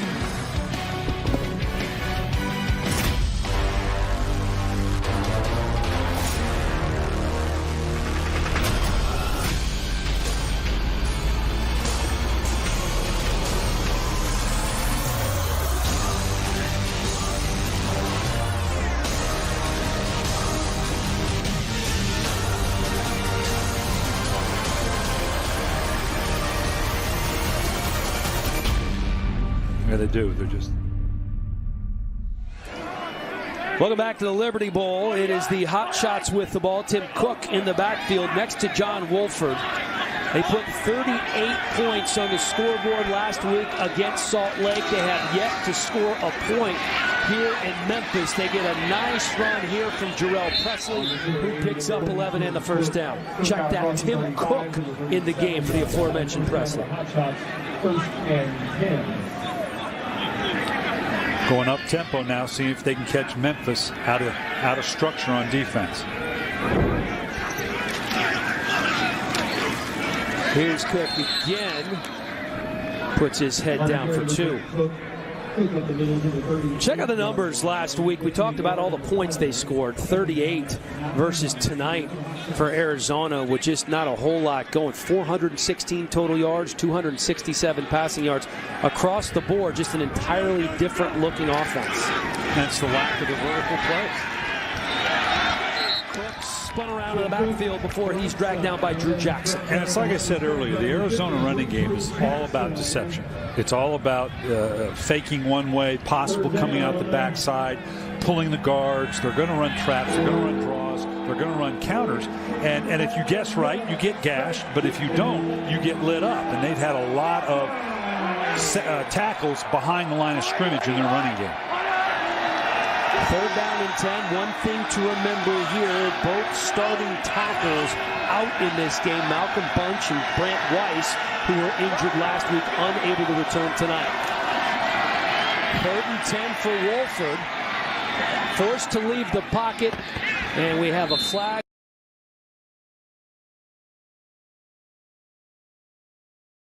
Against Memphis is going to be either pass interference or holding. There is a flag on the play at the 47. Illegal contact, defense, number 21. 5-yard penalty will be added to the end of the run. 1st down. That's Terrell Bonds with the illegal contact, the corner out of Tennessee State. Yeah, that's a tough penalty there on 3rd down and 10. You want to be aggressive, but you want to make sure that you play smart. Particularly leaving him short of the 1st down. Tim Cook still in the game, takes the handoff up the middle for 3. They're giving Cook a little work here. Now 4 carries, 14 yards. At some point, we ought to see Wolford pull the ball back out and get around the edge in one of these read options out the backside, because the way they're closing on the running back, it's there for him.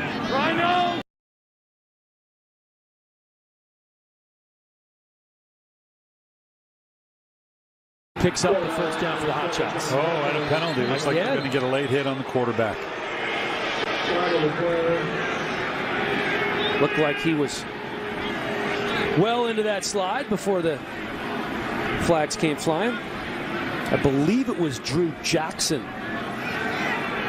that was the man who came. Yeah, it's good coverage downfield, and he takes off, and let's see. Oh boy. Yeah. Absolutely. It's going to get called, yeah. And that's a defensive guy saying absolutely, so you know it's a penalty. Yeah, you got to lay off on that one. There's no doubt.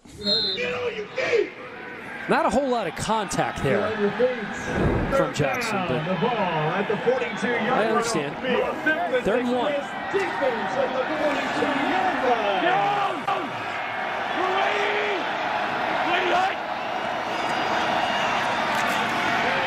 This time drives me nuts. Presley's back in the game, and Julius Wormsley in that Memphis defense, I believe, keep him about 6 inches short of the 1st down. 3rd and 1, and you get in the gun. And how about 4th and 1 in the gun? Do you hate that as much? Yeah.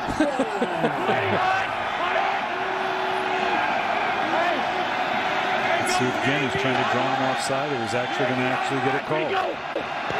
Under center, quarterback sneak. Let's see if Wolford can convert on 4th down here. That was tight. Looks like he had it, but this is going to be tight.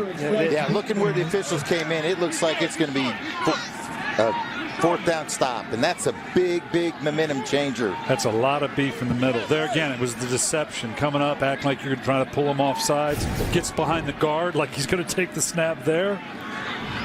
Plus, not the biggest quarterback in the world. Boy, this is going to be an interesting call. They get a little bit of... Wow, how about that? That is a continuation of the trouble we have seen so far on 3rd and 4th down. Now 0 for 7 on 3rd down conversions and 0 for 2 when going for it on 4th. We'll be right back here in Memphis after this quick message from Wheels Up.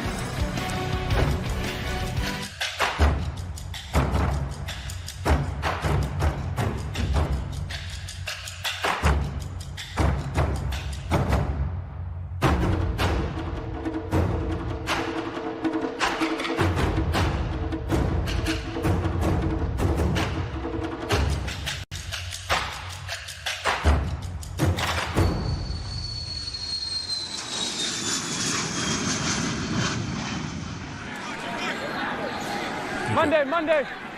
Well, Hackenberg back out on the field. First down on the 42-yard line. Anthony Manzo-Lewis working out of the backfield. And Hackenberg working over the middle. That's just his 5th complete pass of the game to Reese Horn. Once again, all head coaches are Mike. Let's listen to Mike Singletary just a moment ago. Great job. Yo, big man. Good job. Good job. Good job. Good job. All right, things going well for Singletary. 4th, 2nd, and 4. Zach Stacy very close to picking up the first down for Memphis. Yeah, this is very impressive early on both sides of the football. They're winning the line of scrimmage, both offensively and defensively. And Arizona, Smitty, hasn't been able to stop tackle run yet. The ball at the 49-yard line. And how about now Memphis? Here's another 3rd and shorts. just making a statement. Get into an empty and get in gun. Yeah, that's exactly what I would do on 3rd and short. What do I know? Hackenberg working out of the shotgun. Squeezes it in there, complete to Reese Horn, perhaps the best hands on the team. Hackenberg told us that Reese Horn reminds him of Eric Decker, picks up the first down. And what do you know, Coach? I know that he converted out of the gun. Okay. Hey, it happens once every Here we go. Here we go. Now we're going to get in the eye. I know the coaches are wired up. Maybe they should wire us up for the coaches to hear us. What do you think? Nice run, Dave. Oh, nothing going there. That was a quick play by Stevie Johnson, a tackling machine for Arizona. They've got 8 guys, even 9, including the free safety who's cheating up from tackle to tackle. They've got to do a play-action fake down the field. This would be just the place for it, too. Something that Christian Hackenberg really did well at Penn State. Told us he would like to do more.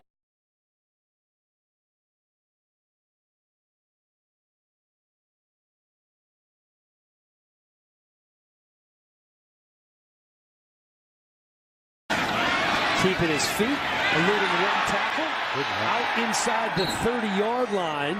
And then that's Rajon Neal, who was in for McGee. Good run for the former Tennessee running back. And now he's put them in great position with a 3rd and 5 to where you're in field goal position. Again, the impetus is on the quarterback. You can't take a sack. You got to keep it in the field goal range. The big bodies here. Are they going to try to run for it, or again, does it turn into the play action fake? They got that big fullback as the single back.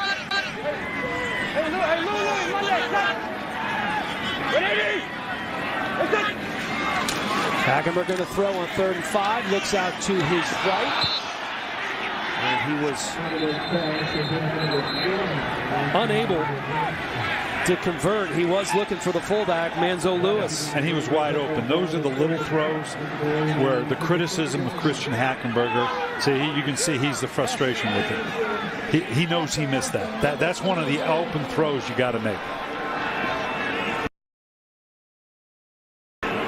He is incredibly frustrated. Replay 3rd down.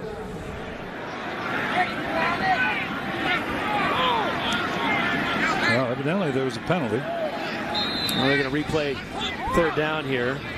And it looks like he wants the play in quicker. But I don't understand what this should be 2nd down if they accepted a penalty.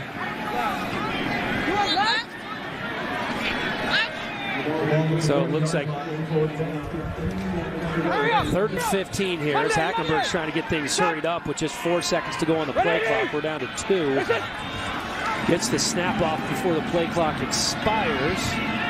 And that's not going to go anywhere as Rajon Neal loses 1. So there's some confusion going on the offensive side of the ball. For me, I didn't realize that they had, I didn't see any flag.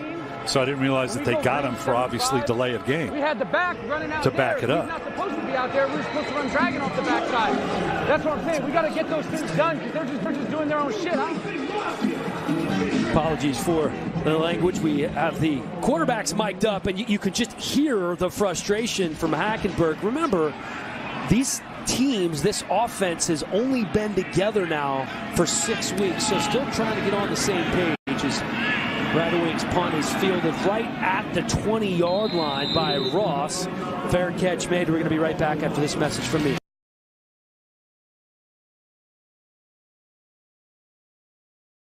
We're family. We do anything for each other. But this time, those bonds were definitely tested.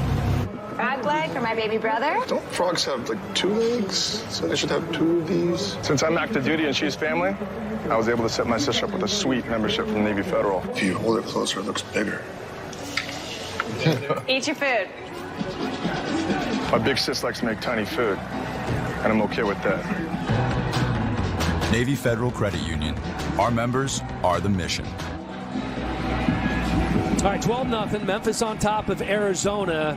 Kind of a discombobulated offensive series for Memphis just a moment ago as Arizona trying to make something happen. Getting on the board. And that handoff to Tim Cook. Going to pick up about 5. And let's make it clear what happened, because I missed it too, quite frankly. They got it down to a 3rd and 5. All right, he missed the throw, but it ended up being offensive pass interference, which they were able to push the ball out because obviously they didn't want to give an opportunity to get in field goal position.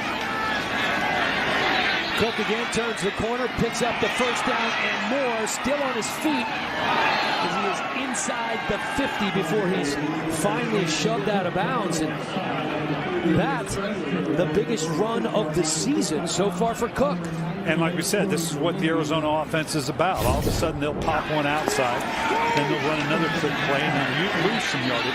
But as long as they can make enough of those big plays, they'll be on the positive side of the equation. 28-yard gain for Tim Cook. Wolford going to throw here. Dumps it off quickly to Gerald Christian, Mr. Irrelevant from the 2015 draft. The final selection in the draft by the Arizona Cardinals. Played in 1 NFL game, had 1 target, 1 catch with Buffalo. Right back to the line of scrimmage on 2nd and 6 here for Wolford in Arizona. Yeah, this would be a time to take a shot. Looks like Wolford made up his mind pretty quickly he was going to run, and that proved to be a wise decision as he picks up the first down. Let's check in with Jenny Dell on the sideline with an update. Yeah, guys, Hackenberg clearly frustrated over here. Before the game, Mike Singletary saying he needs to take ownership. This is my offense, not the Express offense. But he admitted before the game that he gets in his own way sometimes, and that's apparently what's happening here as well. And just an update, Brandon Silver's warming up on this side.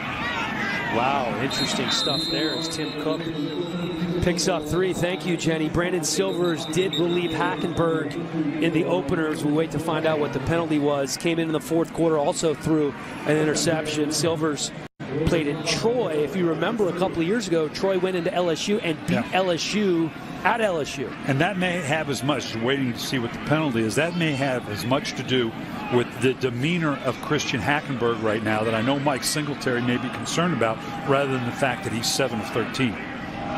12 men on defense. 5-yard penalty. Replay, first down.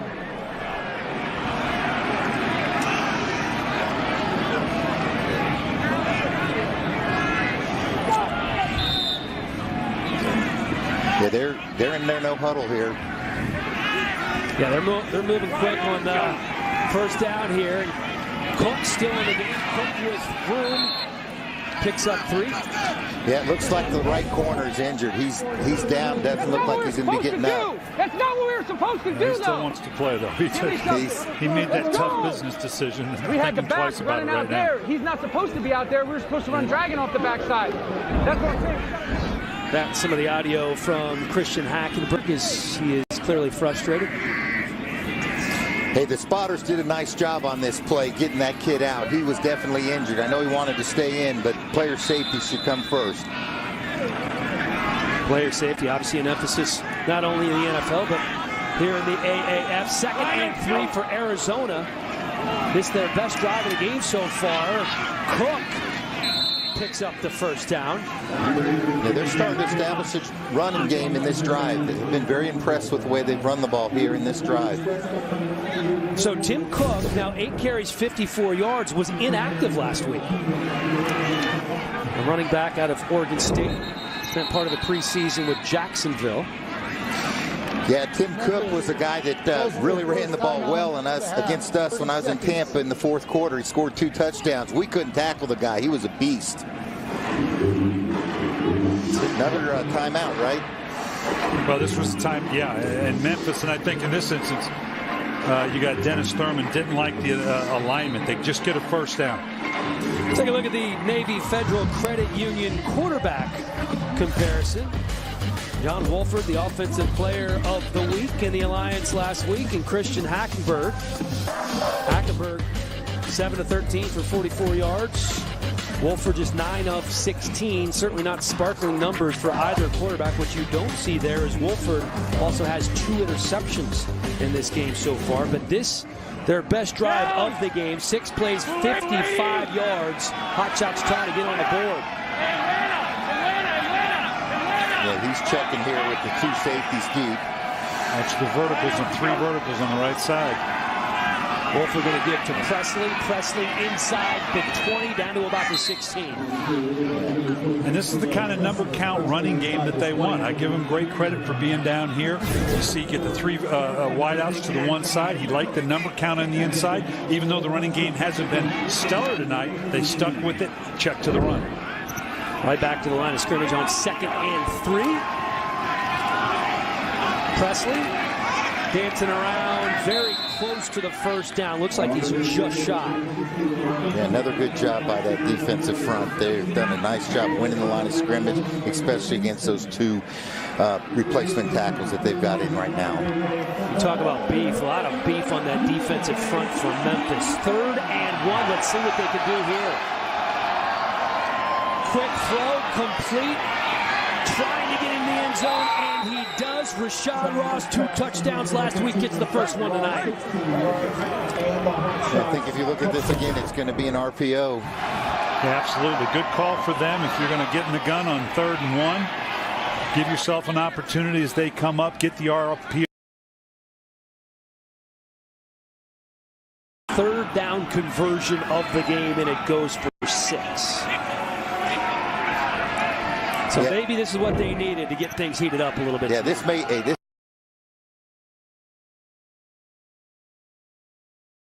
absolutely. Presley at running back. Wolford to throw. Corner of the end zone. Over the head of the receiver. Was trying to find Richard Mullaney. He goes 6'2", but even he couldn't reach that one.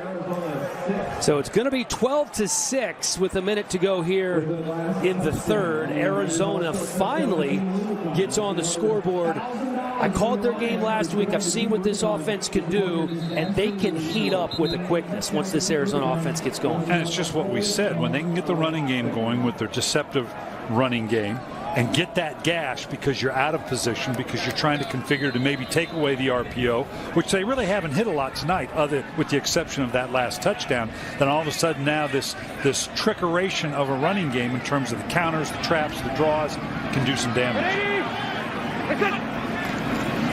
So Hackenberg is back in at quarterback. Getting some help here from Zach Stacy, the former Rams running back, with his longest run of the game down to the 25-yard line. Great answer. Great answer for the drive with the hot shots and the touchdown to come back and hit a run like that. 50 yards puts Stacy at 101 for the game. Yeah, great anticipation, stop and go there in the hole. He let the blocks develop and then he hit it. It was a great run there. That's all on the running back. There was a missed tackle, but it's a great run. Look at that hustle by Stevie Johnson on the end of that play, though. You gotta like that, former defensive guy. Oh, love it. And that pass is complete. Picks up the first down once again. Pig Howard. And that's the kind of accuracy we haven't seen out of Hackenberg before. That's a tougher throw than you think. You think it's just a little outside shot, but you hit the receiver in his lead glove, gives him a chance to get downhill and get big game. So we reached the end of the 3rd quarter. 50-yard run from Zach Stacy. Completion from Hackenberg. Memphis trying to answer after the Hotshots' first touchdown of the game. We are back after this.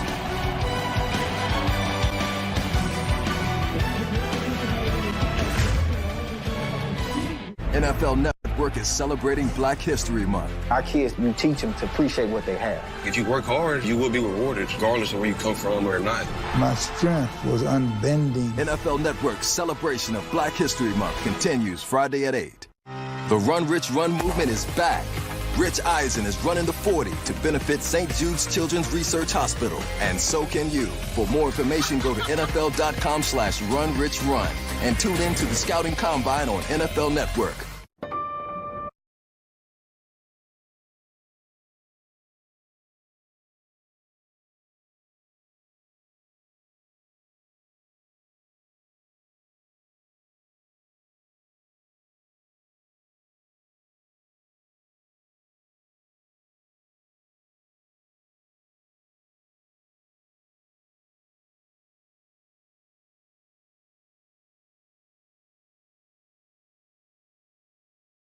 Do it all. Caught! Touchdown! Can we talk football? The NFL draft is officially open. Which team gets it right tonight? Bang! What a catch! It is all on the line. The Patriots have won their 6th Super Bowl title.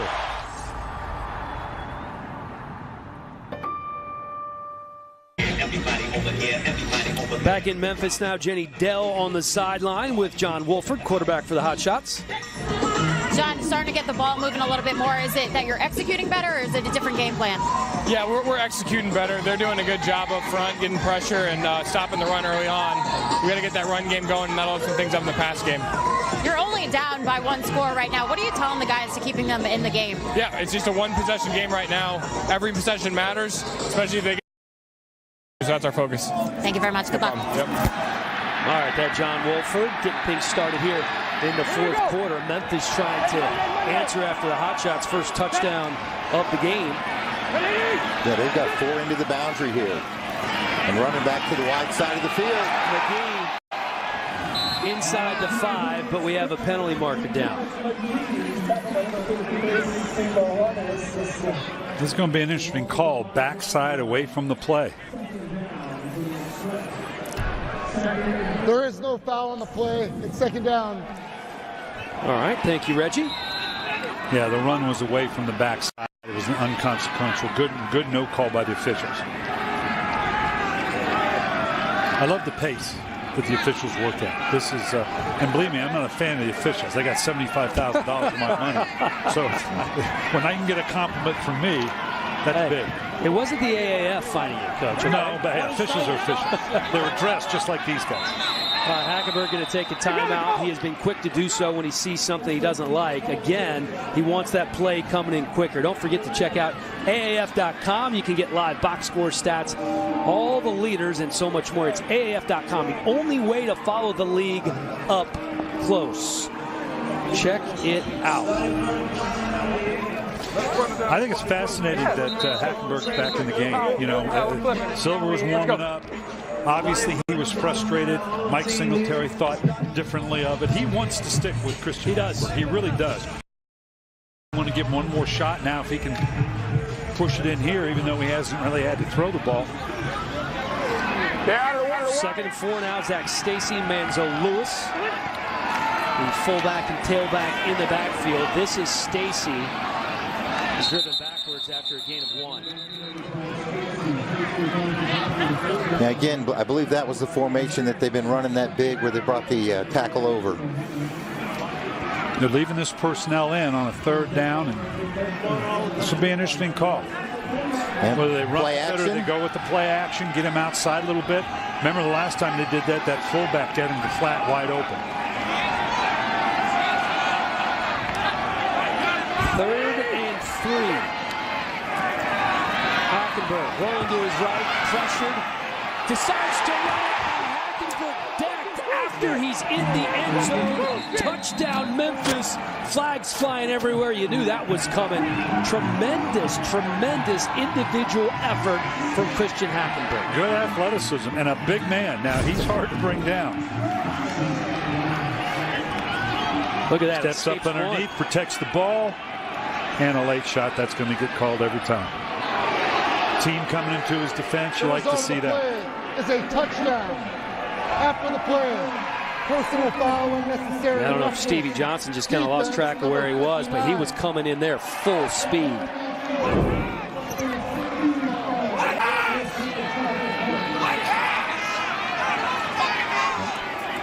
Yeah. Yes, he's wanting to know what hash they want to put the ball on for the conversion here.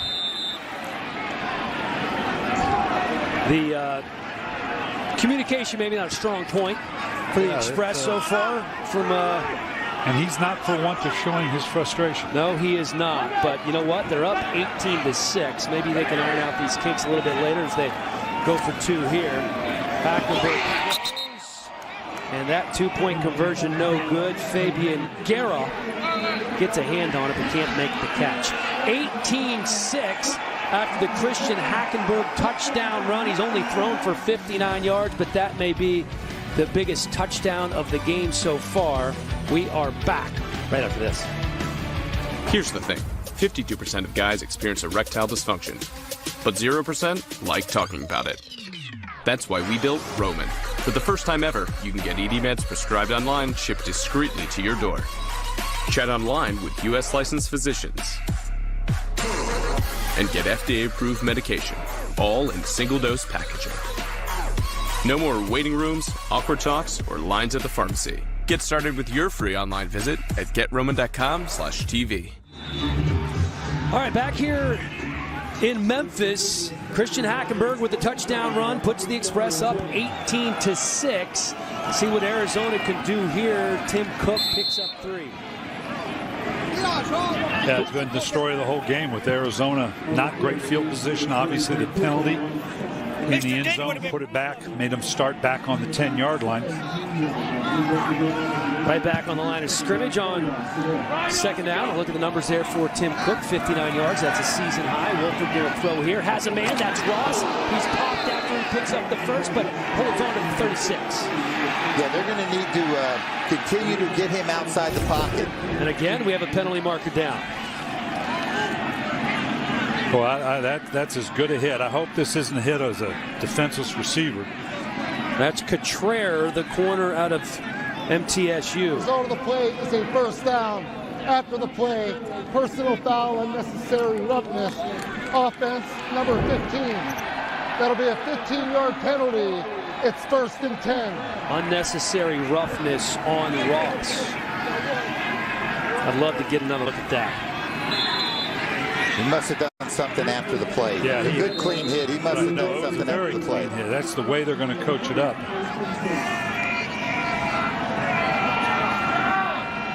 Here's a look at Wolford's numbers. Threw for nearly 300 last week. Cook putting his head down, carrying a couple of tacklers with him. I think that's going to go in the books as, again, a 7. And Arizona's likely to get a little bit of running space here because I can imagine Dennis Thurman, the defensive coordinator for the Express, is going to start to configure them, figuring the clock's winding down. We just don't want them to have the big play. How many times can they go the length of the field just running the ball? Yeah, they've done a good job stopping this explosive offense tonight, not giving up the explosive plays.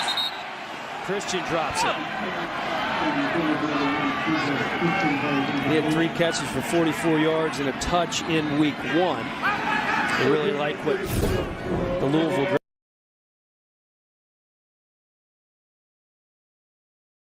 conversion here. Yeah, that's one you got to make. They're in my favorite formation again, the gun. I didn't realize you were so anti-shotgun. I do, but on third, Bill Walsh is rolling over in his grave. God bless his soul. Wolford gonna throw, has a man. Pass complete. Ross making amends for the earlier penalty.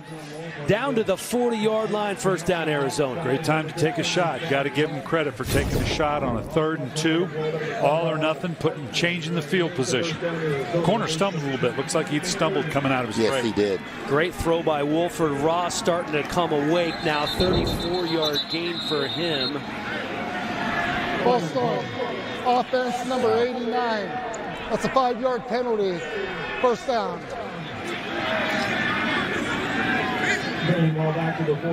Ross, 4 catches, 69 yards so far. Great placement of the ball.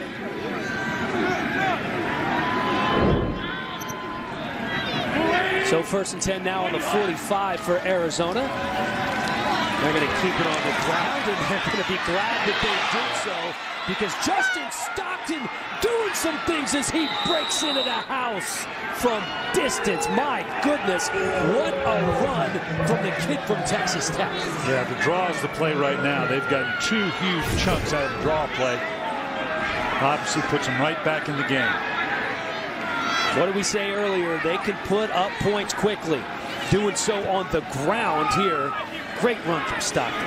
Yeah, there were 2 missed tackles. That thing shouldn't have gone to the house, but it was a good play call. 45-yard run for Justin Stockton. Smitty sounds so disappointed when he has to talk about missed tackles, Coach. This is that little inside. Yeah, how about that? Oh, they got the outside. And he gets in for the 2-point conversion. Finally ran the bit of the option. John barely Wolford got in. We've seen what his arm can do. He can also use his feet as well. And this Arizona offense has found a spark.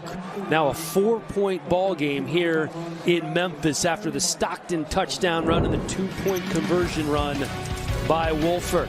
We have a ball game here at the Liberty Bowl, folks. 18-14, just over 11 and a half minutes to go.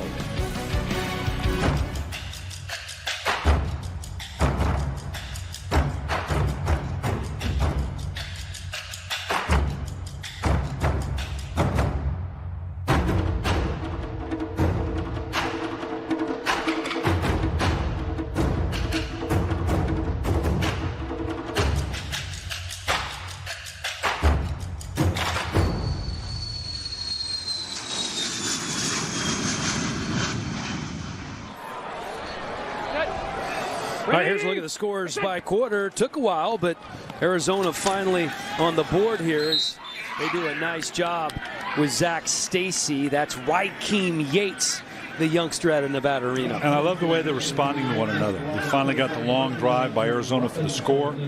Obviously, Memphis comes right back with the big run, sets themselves up for scoring position, and then Arizona comes right back and does the exact same thing. That's showing a lot of fortitude on both these teams in terms of not letting the game get away from them.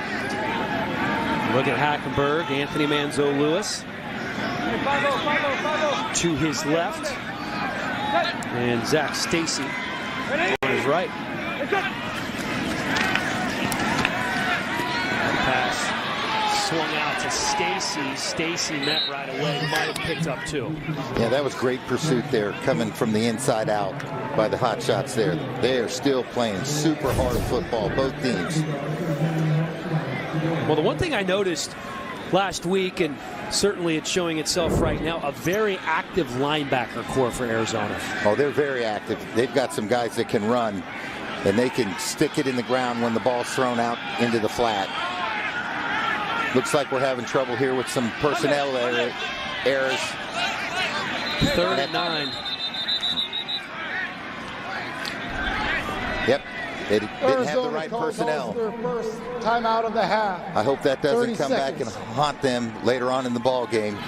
Those timeouts so valuable, as you know. We saw in the first half how it affected the Express having to burn 2 timeouts when they could have used it at the end of the game to maybe salvage a field goal. The next generation of NFL stars ready to make a name for themselves at this year's NFL Scouting Combine, and only NFL Network is their live complete coverage of the 2019 NFL Scouting Combine. It starts on March 1st right here on NFL Network. You perform well at that combine, specifically in that 40, you can make yourself a lot of money, Smitty. Absolutely. The scouts love that 40-yard dash. That they do. Christian Hackenberg would love nothing more than a first down on 3rd and 9. Dumps it off quickly and keeps his feet, breaks a tackle. Brandon Barnes not able to pick up the first, however. Yeah, at some point they're just going to have to get a longer pass down the field. Everything's been underneath. hasn't been particularly efficient about it. Obviously running the ball well. He's going to put a little pressure on the Memphis defense now to get the ball right back to the Hotshots. Breaks that first tackle of Dexter McDougal. Brad Wing once again back to punt for Memphis from just inside his own 20-yard line, and that looks like that kind of went off the side of his foot. Going to be fielded by Ross, who is taken down by a pair of Memphis Express defenders, Eric Dargan being one of them. Yeah, that was really good coverage. Memphis has got to get back to the plan they had for the first 3 quarters that worked very well. Do not let Wolford on outside the pocket. Make him work from within the pocket. Use your standing spacing front to make sure you stop the run. Yes, you got to be vulnerable. You got to make sure you're not giving up the big plays down the field. They have given up the one big pass, but that was the formula to stop this offense in the first 3 quarters. Skycam brought to you this evening by Wheels Up. Thank you to our good friends at Wheels Up. Arizona 304 total yards. 199 of those have come in the second half. Just 95 in the first. That's Stockton there. So they're starting to heat up this offense a little bit here in the second. Yes, they are. They've done a nice job with their gap scheme. They're starting to pull the guards a little bit more, and that's helped them a bunch. I know we said this earlier, but just a reminder to those of you watching at home, perhaps a reason for that slow start. They are playing without both starting tackles. Wolford back to pass again, has a man wide open, breaks a tackle, and that is Josh Huff, the former Philadelphia Eagle. One more tackle inside the 20, and down at the 6-yard line, Josh Huff with the biggest play of his Alliance career.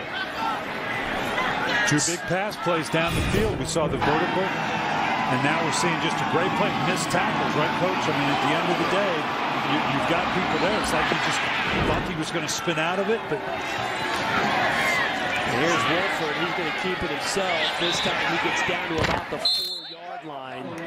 Huff setting that run up with a 64-yard gain. Boy, it'd be huge if they could hold him to 3, because I'm not sure at this point whether Memphis, if indeed Arizona is able to score a touchdown, whether Memphis is capable of moving the ball down the field well enough to get the game back on their side of the ledger. It's funny to hear you say that at this point with a 4-point lead, but I absolutely agree with you. They're just not moving the ball very well here in the second half. Presley trying to pop it to the outside, and that's going to go in the books as a no gain.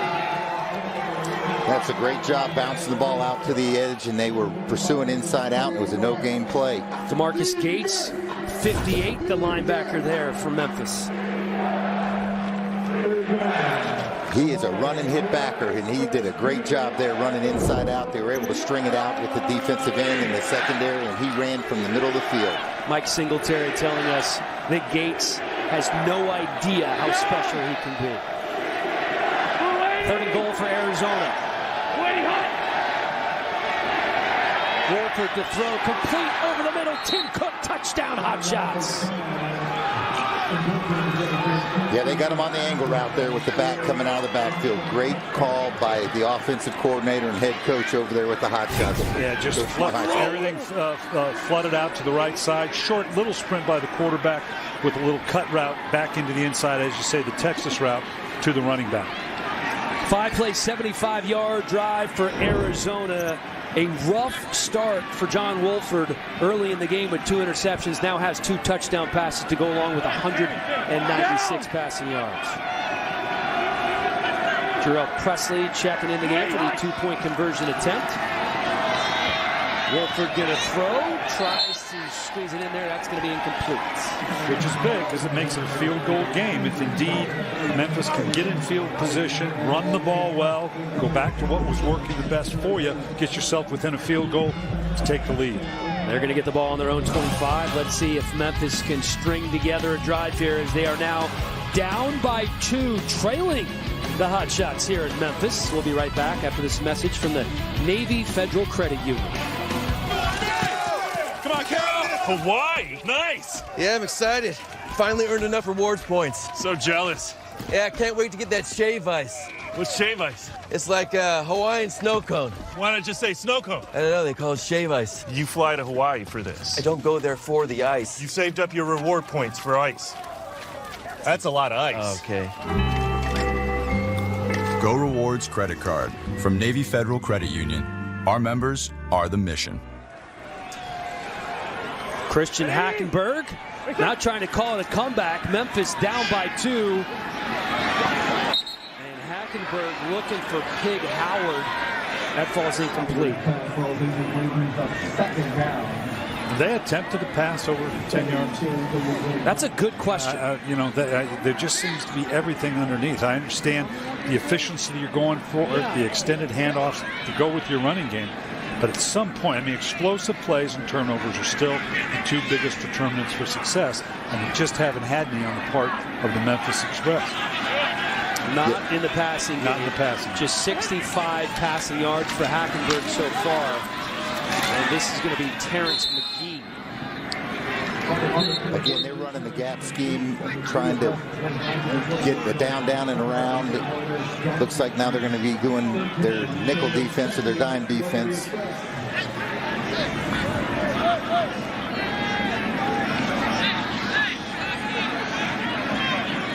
And they're looking at 3rd down once again on the 28.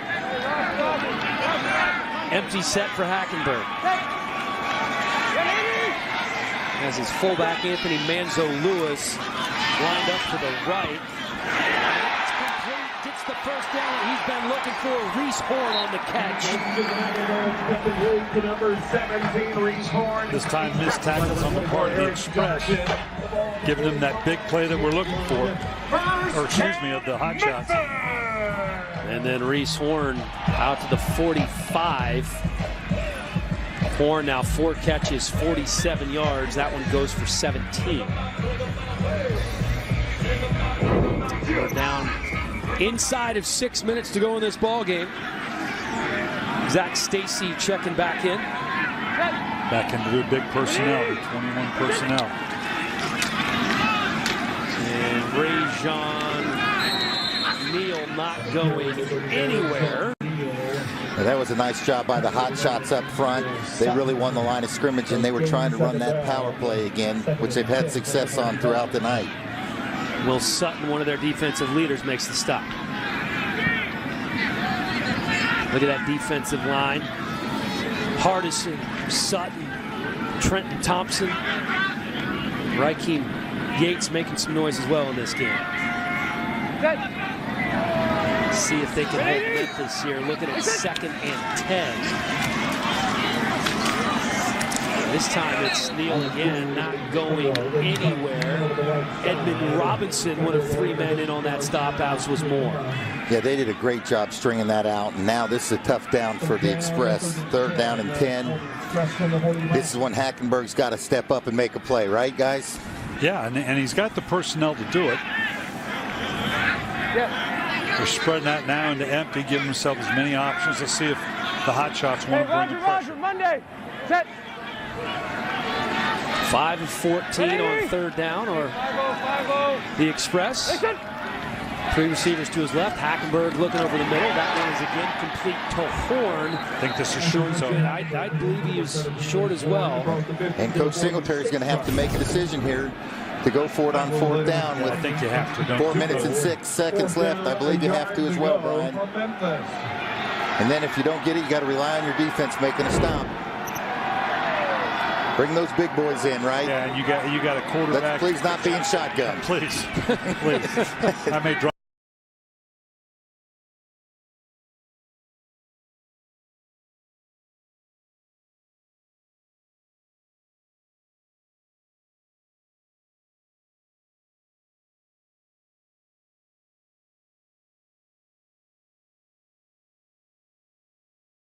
Putting his head down, going to be very close.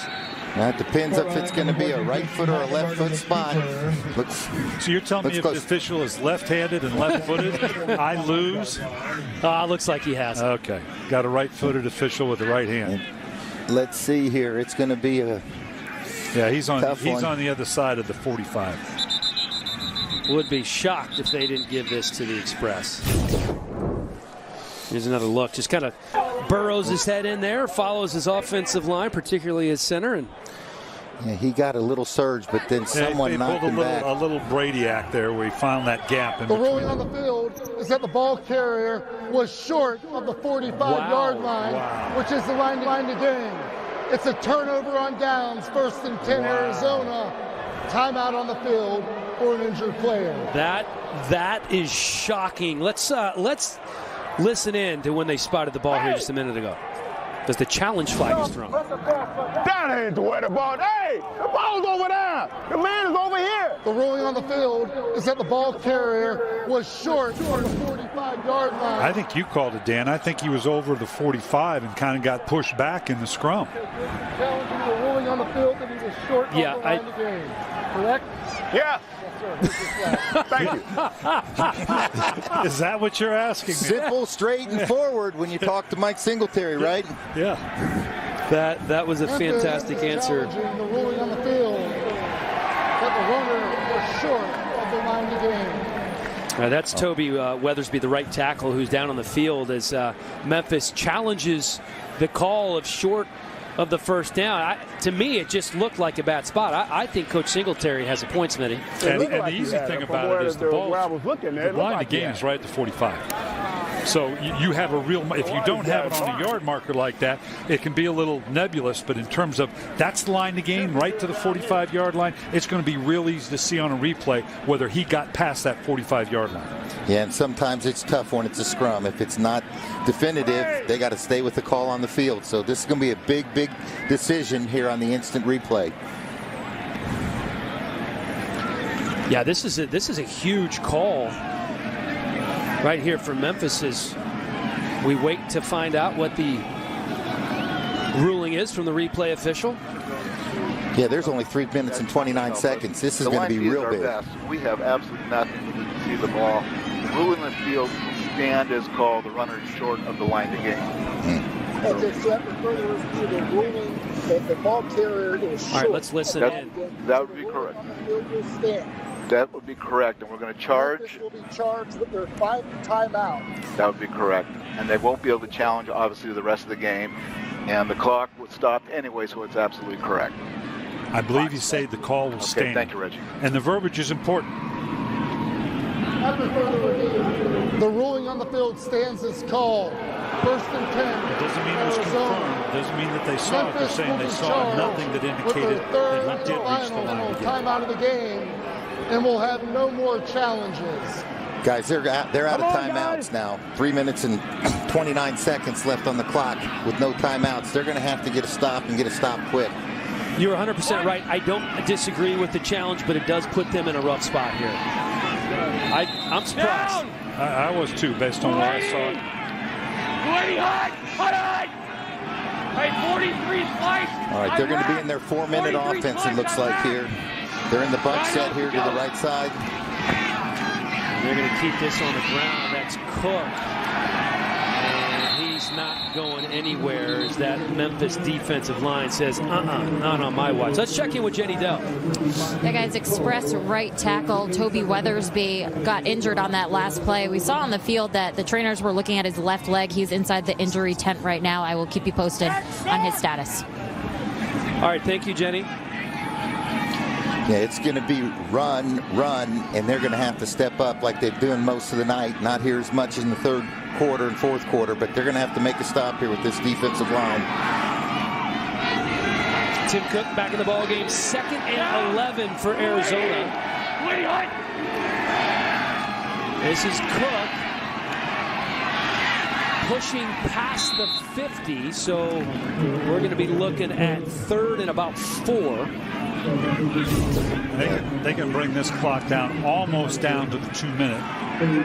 Not quite, if my calculation's right in terms of when they started the clock. But they're going to bring a lot down off this clock, bring it down to a 4th down if they choose to, and make the Express do something they haven't done all night, throw the ball down the field for a score.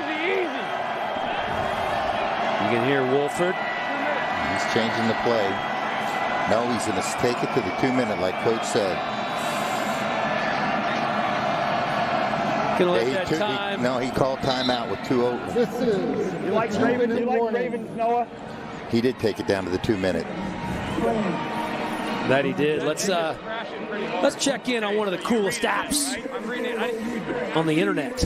Our hardware and software creates an opportunity for fans to be able to play a digital game that we've created in real time for the first time, truly real time, unlike anything that exists. We are building fantasy, but instead of a fantasy that is, based on the whole season or based on the weekend, it's fantasy that happens play by play. All of a sudden, you've gone from being the general manager of the team to being the coach of the team. That app, #1 in both Google and Apple stores. You can download it right now. It's a pretty cool deal. Put it on your iPad. Put it on your iPhone. Put it on any phone you have. Sure.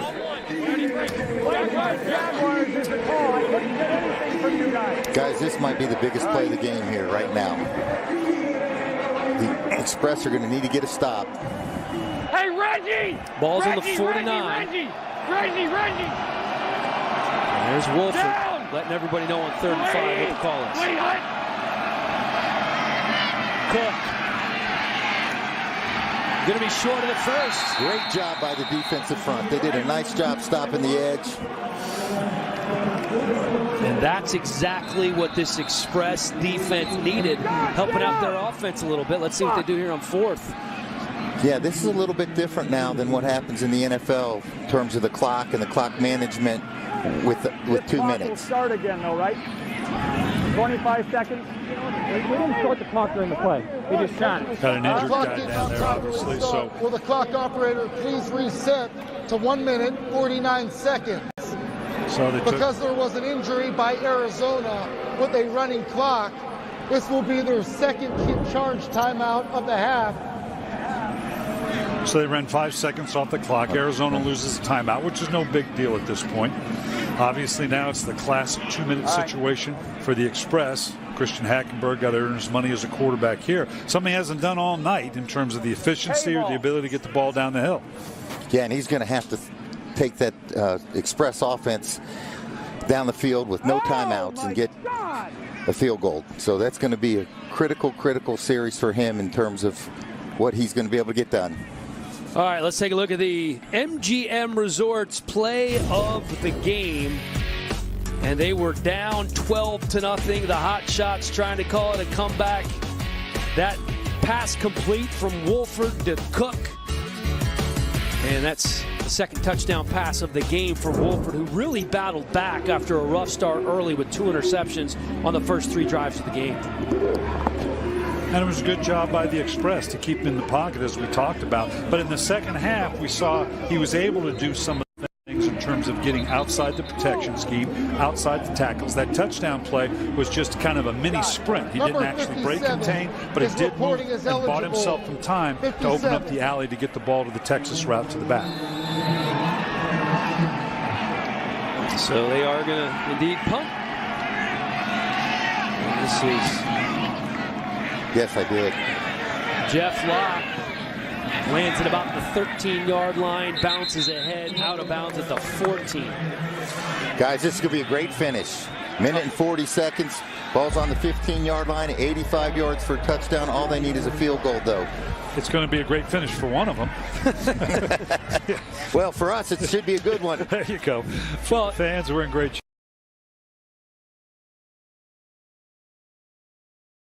They haven't had very much of in the second half. They scored a 4th quarter touchdown. They were shut out in the 3rd. They're going to have to string together a few plays. And they're not going to be able to do it with just underneath throws. They may get that on the first down to try to get positive yards. I get that, whether it's a screen or a drop-off or a check down. But they're going to have to do something they haven't done so far in this game and be effective throwing the ball down the field. And that pass tipped. So they're going to be looking at 2nd and 10. Yeah, but they're going to have to use the sideline, too. They're going to have to get that ball to the sideline with no timeouts. Thing inside is going to be is going to cost you on the clock. Probably have to get to about the 35 of Arizona to give you any realistic chance for a field goal. Rick Neuheisel cheering on his defense. Hotshots trying to improve to 2-0. Hackenberg, Craig Howard, slips right through his hands. Yeah, Hackenberg was able to escape the pressure, stepped up, and got to make those completions and catches. Those things are going to hurt you here in this last minute of the game. They got to make those plays. Arizona's configured to take away the outside route so they can't stop the clock. There are huge gains to be made in the middle of the field, 20 yards down the field between the halves. Let's see what they draw up here. Ready? For Hackenberg. Yeah, they're dropping 8. 3rd and 10. Again, he's just content to dump it off to his running back. That's not going to be anywhere close to the first down. Terrence McGee might have picked up 4. Yeah, they were in the drop 8 and were rushing 3, and there was nowhere to go with the football. He checked it down, and Arizona Hotshots did an outstanding job converging on it. They're just not going to let them throw it over their heads. He's checking here on 4th down. Which is something he didn't do at all last week. 4th and 6 for Christian Hackenberg. This could be the game. Chased out of the pocket. Hackenberg decides to put his shoulder down, reaches out for the first down. Did he get there? Yes, he did. But looks like the spot, 1st down and out of bounds. Stop the clock with 50 seconds. That's a great play by the quarterback, improvising with his feet. There needs to be better clock management from Hackenberg in this Memphis Express offense than we saw in the first half. Nice footwork there. Didn't get pushed out of bounds and was able to just get across the line to gain. 50 seconds to go. Ball's on the 26-yard line. Memphis' own 26. Hackenberg escapes one tackle, can't escape the next. That's Deshaun Downey coming in for the costly sack as the clock is still running here. Hackenberg trying to get him right back to the line of scrimmage. 3rd sack of the game for the Hotshots. And they need to regroup here for a minute on 2nd and 24. Yeah, they got 2 downs to do it, and then they've got to get into field goal range. They got to use the sideline. Seconds are valuable here. At the R, just 30 of them left in the game. It'll be interesting to see what the Hotshots are going to do on defense. I think they're going to probably drop 8 and the 3-man rush with the drop 8 kind of freezes Hackenberg. He's not even going to try to throw the ball down the field and probably dump it underneath if indeed they give the 3-man rush with an 8-man drop. Yeah, it looks like for sure they're only going to be rushing 3. 24 yards needed for the first down. Hackenberg. They're saying it's incomplete. And you can see the frustration on his face. He was trying to hit Dantes Bird. Yeah, this is a tough part on your game plan. I'm not sure there's a 4th and 20. Yeah, he should have made that tackle. Excuse me, he should have made that reception. That hit him right between the 1 and the 8. That he did. 1 for 2 on 4th down. Well, the Express so far in this game, just 24 seconds to go. Need 24 yards. Hackenberg has a man hanging on, dumps it off. That pass is complete.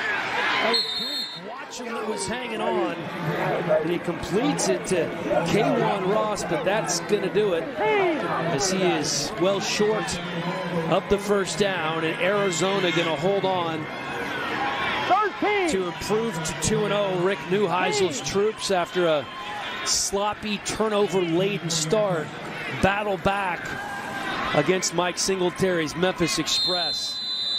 And impressive in the way that they came back under those circumstances. People were saying this may be the best team in the Alliance League.